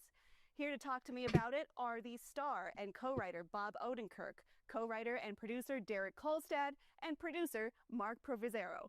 Thanks for coming in. How about that, Dirk? I got a writing credit. I know. just Geez, now. if we're now going to change it. Here's the deal. I helped with the story, but Derek came up with the story, and I just assisted. And I appreciate that he gave me that nod but Derek wrote this screenplay. Director Ben Wheatley has called Normal an inverse of High Noon, and I've also seen the comparison to Bad Day at Black Rock, both classic westerns. Do you see this as neo-western, and what were you envisioning when you were creating it? Well, I mean, I'm a huge fan of Spencer Tracy and those old movies of Guy Walks Into Town, you know? And Bad Day at Black Rock was the first one, and the second one was Stepford Wives, you know, of kind of going, everything looks a little too clean, a little bit too on the nose. And Bob and I just had fun then dismantling our way into this world. And ultimately, we're a huge fan of the postmodern Western. That's what this is. I also think the Clint Eastwood movie, High Plains Drifter. There's a town, they need his help, they're all a little sketchy. Can he rely on them? It's one of my favorite films. I mean, all those early Clint Eastwoods I love. It is a modern Western for sure. And Ben Wheatley certainly envisioned it that way. Something about Ulysses is he has a reputation for having a laissez-faire attitude. He doesn't ask too many questions, doesn't put his nose into things. He says things are easier if he cares a little less. So that's not necessarily the case, but can you talk about what's interesting about that kind of character and the journey to caring? He's a guy who has lost faith in his own instincts. So as a result, he's in this town and there's some things that are off. You could tell he notices them, but you can also tell that he's sort of seemingly compartmentalizing them or just ignoring them. But in the end, he cannot ignore them. So it's an interesting guy who needs to regain the faith in his own judgment. And a lot of action movies are very simple in their structure, which is really one of the joys of them. But I just like this one because it had this texture and this opening chapters where Ulysses is becoming slowly aware of something wrong with this town. Do you see some of Hutch from the Nobody movies in Ulysses at all? I mean, both guys are, for different reasons, holding back their reactionary impulses. In the case of Hutch, he's doing it to present as a family man and to live that life, to live a double life, forcing himself to hold that in. So that's Nobody. In Normal, here's a guy who's a little bit broken when we meet him. And it's because he made a choice once before that just destroyed his life that he had, his perfect life. And so he's just gotten gun shy. But believe me, by the end of the movie Normal, he's not gun shy any longer. Is he gun crazy? A little bit. He's a little bit gun crazy. Speaking of Nobody, you as a trio have worked as star, writer, and producer, respectively, on Nobody, Nobody 2, and now Normal. What made you decide to focus on a new original story at this point in your partnership? On the first Nobody, there was a 2 hours where they were driving a bus around the city and Bob was being shot, and he and I were on the bus. And Mark said, "So what else are you working on?" I was like, "I wrote this thing last night." And it was Normal. And he's like, "That's awesome." I was like, "Yeah, maybe, you know." And then 6 months later, years later, and finally Bob and I had a break in our schedules, and we're like, "Do you want to go do that one?" And that's how it came about. You said I wrote this last night? The treatment. Wow. So a lot of times I'll write a treatment over the course of 6 hours. It tends to be between 15 and 30 pages, but it's just, I hike, I walk, I run, I Peloton, all that kind of stuff, and I'm writing in my head. So by the time I'm sitting down to type, it's just, here it comes, you know? We thought it would be fun when Derek came up with this concept that we flipped to for Normal. We thought it would be fun to do something outside the studio system. We thought about what would make for a very appealing film to see in the theaters rather than building something for a streamer. There's very different approaches. I remember when first time I saw John Wick in the movie theater, I said, "Holy this is so fun," and I've gone to the movie theater every single time to see the sequels with my friends. And so we think about how can we build something that evokes the same response from people. On that note, I mean, Derek and Mark, how did you know Bob would be good at this? They didn't know that. Well, Bob, our thesis was people around the world genuinely love watching Bob play a character that gets out of really bad problems with using his mouth. Wouldn't it be fun? Would people enjoy if they watched him use his fist to get out of problems? Can you talk about Well, sure, your who wouldn't love partnership with that? Bob and balancing comedy, action, and all other genres? The When biggest you're a struggle we fist, had everything was looks like a moving face. into the action space was no one took us seriously. The first time we went into the agency, there were 14 people in the room. Better Call Saul was a global hit. They had to pack the room with agents. People were stifling their laughter literally when we were telling them we're going to turn Bob into an action star for studio film. And I don't blame them for that. Who could expect that to actually happen? They kept on sending us comedy writers. We kept on saying, as Bob would say best, you know, we need someone who knows how to write the third act of an action movie. And we did not know how to do that. And thank God, the writer, the creator of one of the greatest action franchises generationally was also a comedy nerd fan and completely got, right the first time we talked to him about it, there was no like overcome. One thing we went out of our way to overly accentuate was we did not want, people were going to assume if they saw Bob at that time in a movie like this, that it was going to be an action comedy. And that was really important for us to over accentuate that it was a dramatic film and an action film. And then yes, you were going to laugh within that, but we needed to make that distinction really clear. I didn't need to learn to fight. I could have had some stunt guy who's shaped like me do all my fighting. But I didn't learn that till years later after I trained. No, it's not true. I like doing my own fighting. And if I'm doing my own fighting, they can keep the camera on me and I can play the guy. I can do his expressions. I wanted to play a guy who actually got hurt, who actually got worn down as you watch the movie. Is he fighting Conor McGregor? He gets hurt, he gets dinged up. Because I just feel like that looks like Conor McGregor. Something you've seen a lot of. Action stars that I know of, I don't know all of them, but the ones that I know are they're machines. They never really get hurt. There's no, they never accrue damage. And I wanted to play a guy who in these movies starts with a little bit of self-doubt and also accrues damage along the way.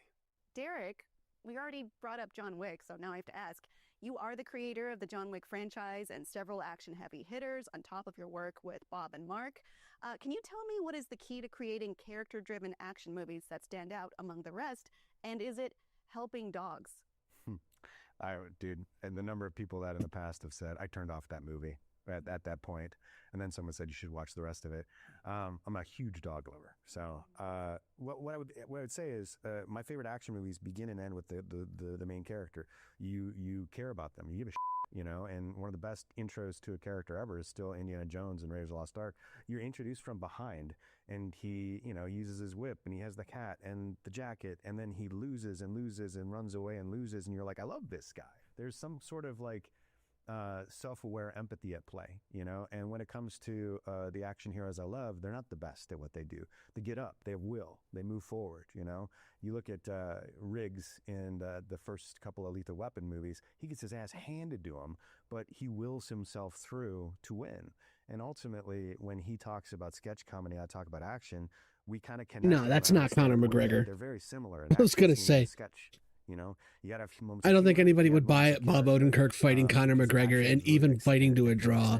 Conor McGregor and ultimately it's why would crush Bob Odenkirk. Certain movies over and over and over again. It's because it's like revisiting old friends. So we love the people that we're creating here, and we just want to root for them. One of my favorite scenes involves an unconventional weapon, a meat tenderizer hammer. When I love stunt guys, you know, we actually spend a lot of time with the second unit just because it's more fun. But ultimately, when you write a scene and Bob and I imagine some stuff, what's on the page is meant to invigorate the stunt guys. And then you also say to them, but do your thing, you know? And so there are elements that are in the script that make it.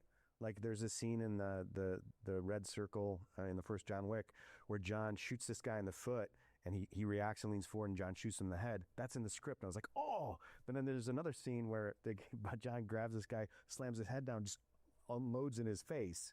I'm like, that wasn't in the script, but I was in the audience going, hoo, hoo, hee, hee. And with nobody, and with Normal especially, because we had a little bit more flexibility, it would be like, hey, instead of that, why don't we try this? What haven't we seen before?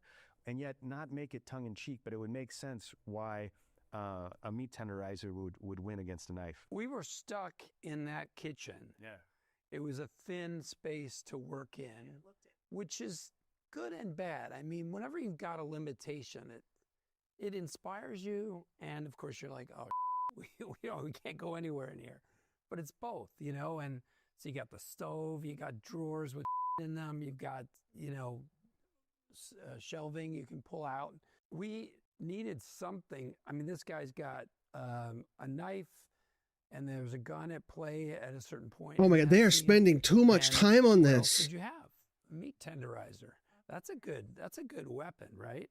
They are torturing Lego Batman fans. There's Yeah, 2 we had games a lot left. of fun making the action sequences here, and a lot of inventiveness from everyone.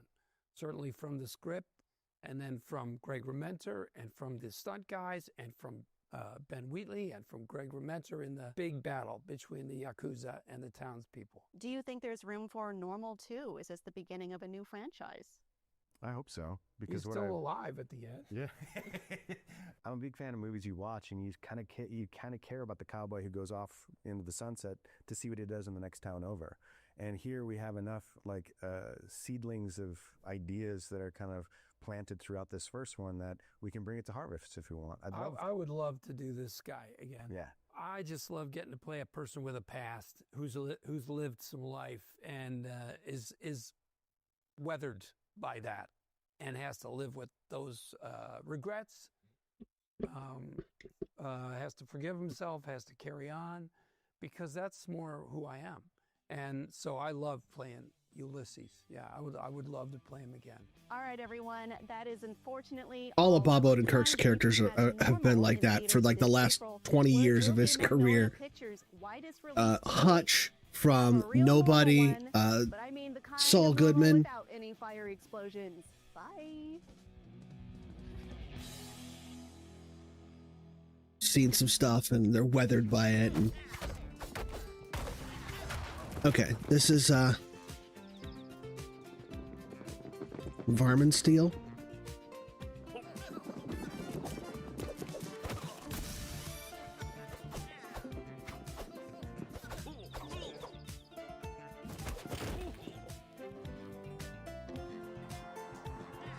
I wonder how they decide what order to put this stuff in.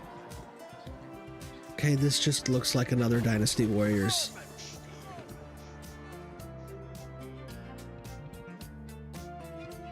Except you're an animal with farm equipment, apparently.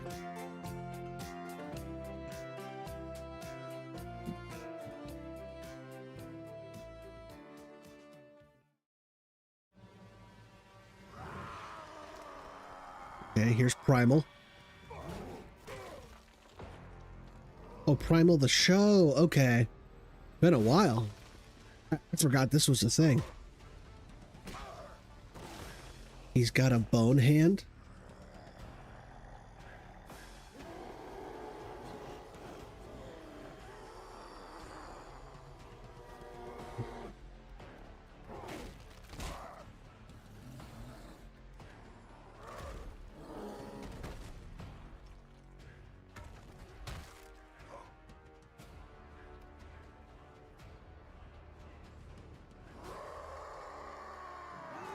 He has no flesh on that hand, and yet he can still grip the... It must be like a magic bone hand.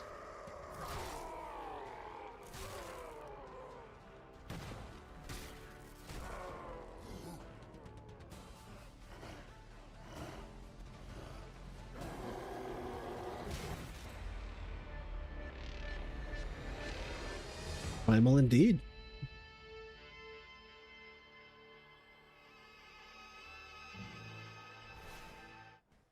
Who has the best chance of survival in Primal? Is it Samurai Jack, Dexter, or Dracula?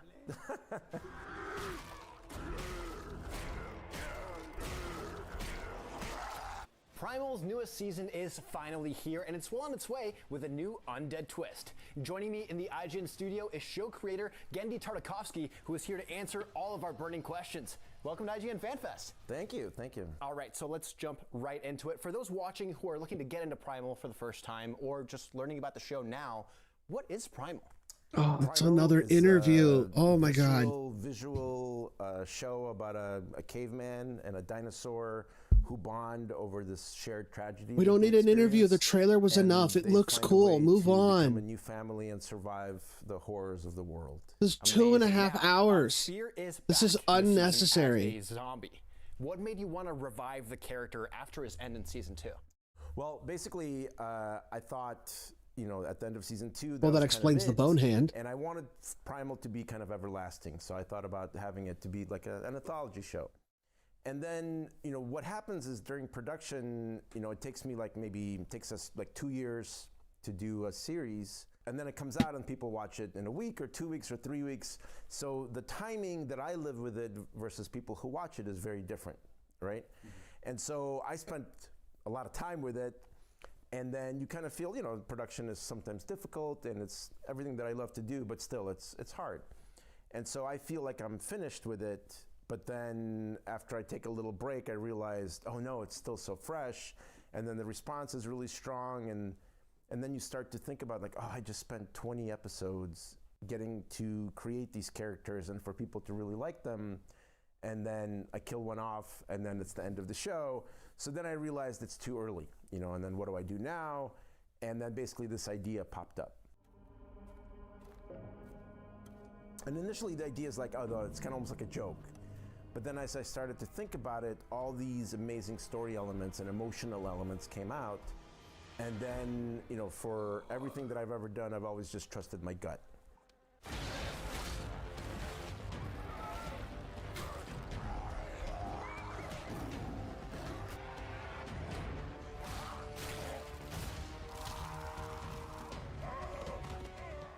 And then my instinct said like, yeah, this is good. And then I talked to the team and pitched it to everybody, and everybody was on board.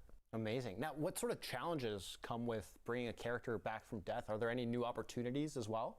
Yeah, it was basically it's all fresh, right? And what's exciting, because it's the 3rd season, if you're watching the show, you've seen the first 2 seasons, and you're already attached to it, right? You like the characters. And now we have the situation where you can really cheer for the character. I don't know. I don't like when characters, especially like main story characters, come back from the dead, because it makes death impermanent in the universe. The person that they love. It was one of the things for me that kind of trivialized Supernatural, because both brothers in Supernatural died like half a dozen times each. Yeah, I mean, and came back. I wanted to play around with creation. Sometimes they would kill themselves on purpose. Just you're like, I'm gonna temporarily die just for this episode, so I can go to some astral plane or something to get some lore or some information on how to fight this monster. That the only person that knows how to beat him is this dead hunter. And they have to find a way to mate and be together and survive, right? And the world was all imaginary or fantasy, and with all these different creatures and everything. And it felt like different than Primal, but at the same time, it was like, okay, what horrors do they face now? Nature and nurture and all these things. And it felt, I don't know, it didn't click. And sometimes I have a lot of ideas like that. Like I have an idea that I'm initially really excited about, but if I can write down 10 episodes right away, right? Then I know the idea is right. If I'm struggling already after a couple, I know something's not figured out. There's an element that's missing, like who knows what's wrong. I see. Right? And so that was one of the ideas that I kind of started with, and I messed around with making them like bugs and everything, and so nothing clicked. I see. Is there any idea that you kind of had off the wall of oh, this is the craziest I can get with an anthology version of Primal? I mean, I'm not a fan, but I love history. And I'm interested in all the world wars that everybody's gone through. And so I wanted to do something with World War I, right? But to do it without dialogue and the same feel, like I felt it was too kind of shticky or something wasn't right, but it felt like and then I had this idea, right? I had this idea of a warrior's point of view through time. So you start with a Roman soldier, and that becomes a World War I soldier, and that becomes a future soldier. And it's all the same guy through time and all the different aspects of war. Maybe at one, he's a coward. At one, he's a hero, right? And it was a really big idea. And I just don't know what it had to do with with Primal and all of that, but so that was another one. Amazing. Now, will we be returning to this world as an anthology at some point in the future? I don't know. You know, after blabbing about that I'm done with it after the second season and then changing my mind, I think everything's open right now. I think the one thing that I want is I want Primal to be everlasting. You know, as long as I'm working, I always want a new season of something. Now, all of your shows have a very distinct visual style, from the retro future look of Dexter's Lab to the striking cinematic look of Samurai Jack, of course, the Clone Wars, and finally now Primal. How does the show's newest season raise that visual standard that you've set for yourself? I mean, we're always pushing, you know, color and mood and stuff, and I think it's in line for what we've done in the first two seasons. It's more definitely nature-based, opposed to the second season where we had more man-made things, right? And so I think it follows that. What really gets amped up in the third season, I think, is the emotional stakes. I think they're even bigger than anything that we've done. And like kind of what I was saying earlier, because you're invested already in the character, there's a stress and anxiety right at the beginning, you know, and that's the feedback I've been getting back from people that watch it, and that's great, you know, because like that's the dream, is to have the people care for your characters, you know. So I think otherwise we're visually, it's the third season, so we're kind of doing a similar thing, but yeah. Amazing. Now, this is IGN Fan Fest, so of course we ask the IGN audience to submit their own question. This one comes from X Simon Says. He asks, how long does each episode take to make? Oh, well, it takes about, I would say about almost 6 to 8 months, start to finish. But then we start a new episode every 2 to 3 weeks, right? So if you can imagine, we start the storyboard, then the next one starts writing, then it goes into layout, another one starts storyboarding. So everything is overlapped. So at one point we have, you know, like 5 or 6 episodes that are always in some stage of production. See. Now, final question. Who has the best chance of survival in Primal? Is it Samurai Jack, Dexter, or Dracula? Well, Dracula's undead, so that's pretty simple for him, I think. He's got an advantage there for sure. Miss me. Okay, you win. Hold this bacon. Why am I holding bacon? Ah! All right, well, there you have it. Gendy, thank you so much for hanging out with us. You can check out new episodes of Primal on Adult Swim and HBO Max right now. And for everything else gaming, entertainment, and FanFest, stick with IGN. Thank you. IGN Fan Fest is presented Oh my by God, just get to Batman and already. Neverness to Everness.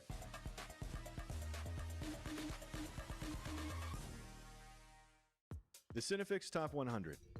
A list so Again with the secretive even we Cinefix. don't know what movies are on it or where they rank. What do you mean you don't know? Each episode will reveal one of the movies. Did I rush it? Felt like I rushed. That was good. I liked it. Talk about why it belongs, and finally find out where it ranks. Are you not entertained? Are any of the movies we've shown here even on the list? I have no idea, and it drives me crazy. Join us as we find out on Cinefix, IGN, and wherever you get your podcasts. Why so serious?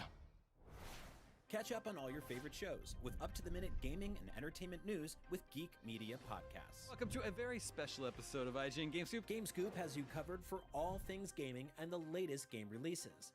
Tune into Podcast Beyond for the biggest PlayStation news. Man, this is a cool looking trailer. Everything Xbox on Podcasts Unlocked. This is Steve Downs, the voice of Master Chief. Catch up with your Super Nintendos on Nintendo Voice Chat. Switched to Pre-Order Mania. It was chaotic last night. And get all the latest console news and rumors with Next Gen Console Watch. Now Xbox and Phil Spencer are even saying that a mid-gen refresh isn't even necessary. The Cinefix Top 100 podcast picks a movie every week to celebrate and debate. It's kind of every movie's grandpa. Geek Media Podcasts, the best podcasts from around the world.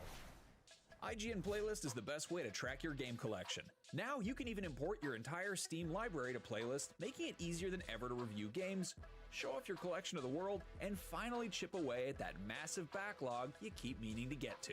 IGN Playlist, check it out. Can't find that final collectible you're missing? IGN guides are trusted by Yes, the final collectible I'm missing is the trailer for Lego Batman. Just play it. Best, most complete and accurate guides for Shadow of the Erdtree, Baldur's Gate 3, Tears of the Kingdom, and so much more. It's good, right? Every guide is tested and verified for you by experts. Just search for IGN when you search for guides. Gentlemen, Finally. let's broaden our minds. Lawrence?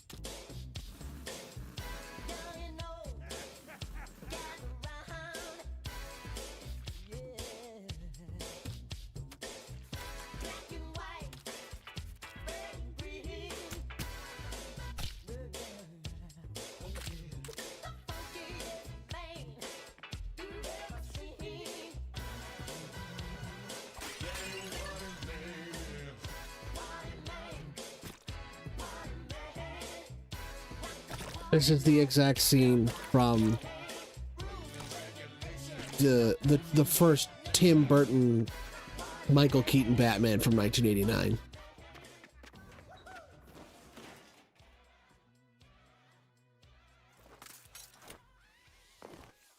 Let's find out what's going on here. Well, Catwoman wasn't there for that. 5/29/26. It'll be a while for that one. Really? That's it? Trying to remember which ones we've revealed. I Oh, think okay. There's one we haven't yet revealed. Feel free to reveal it, but I'm going to reveal it. This is my favorite part.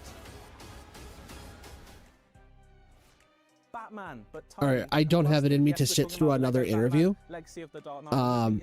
The link for the IGN stream is in the description of this video if you guys want to go watch it.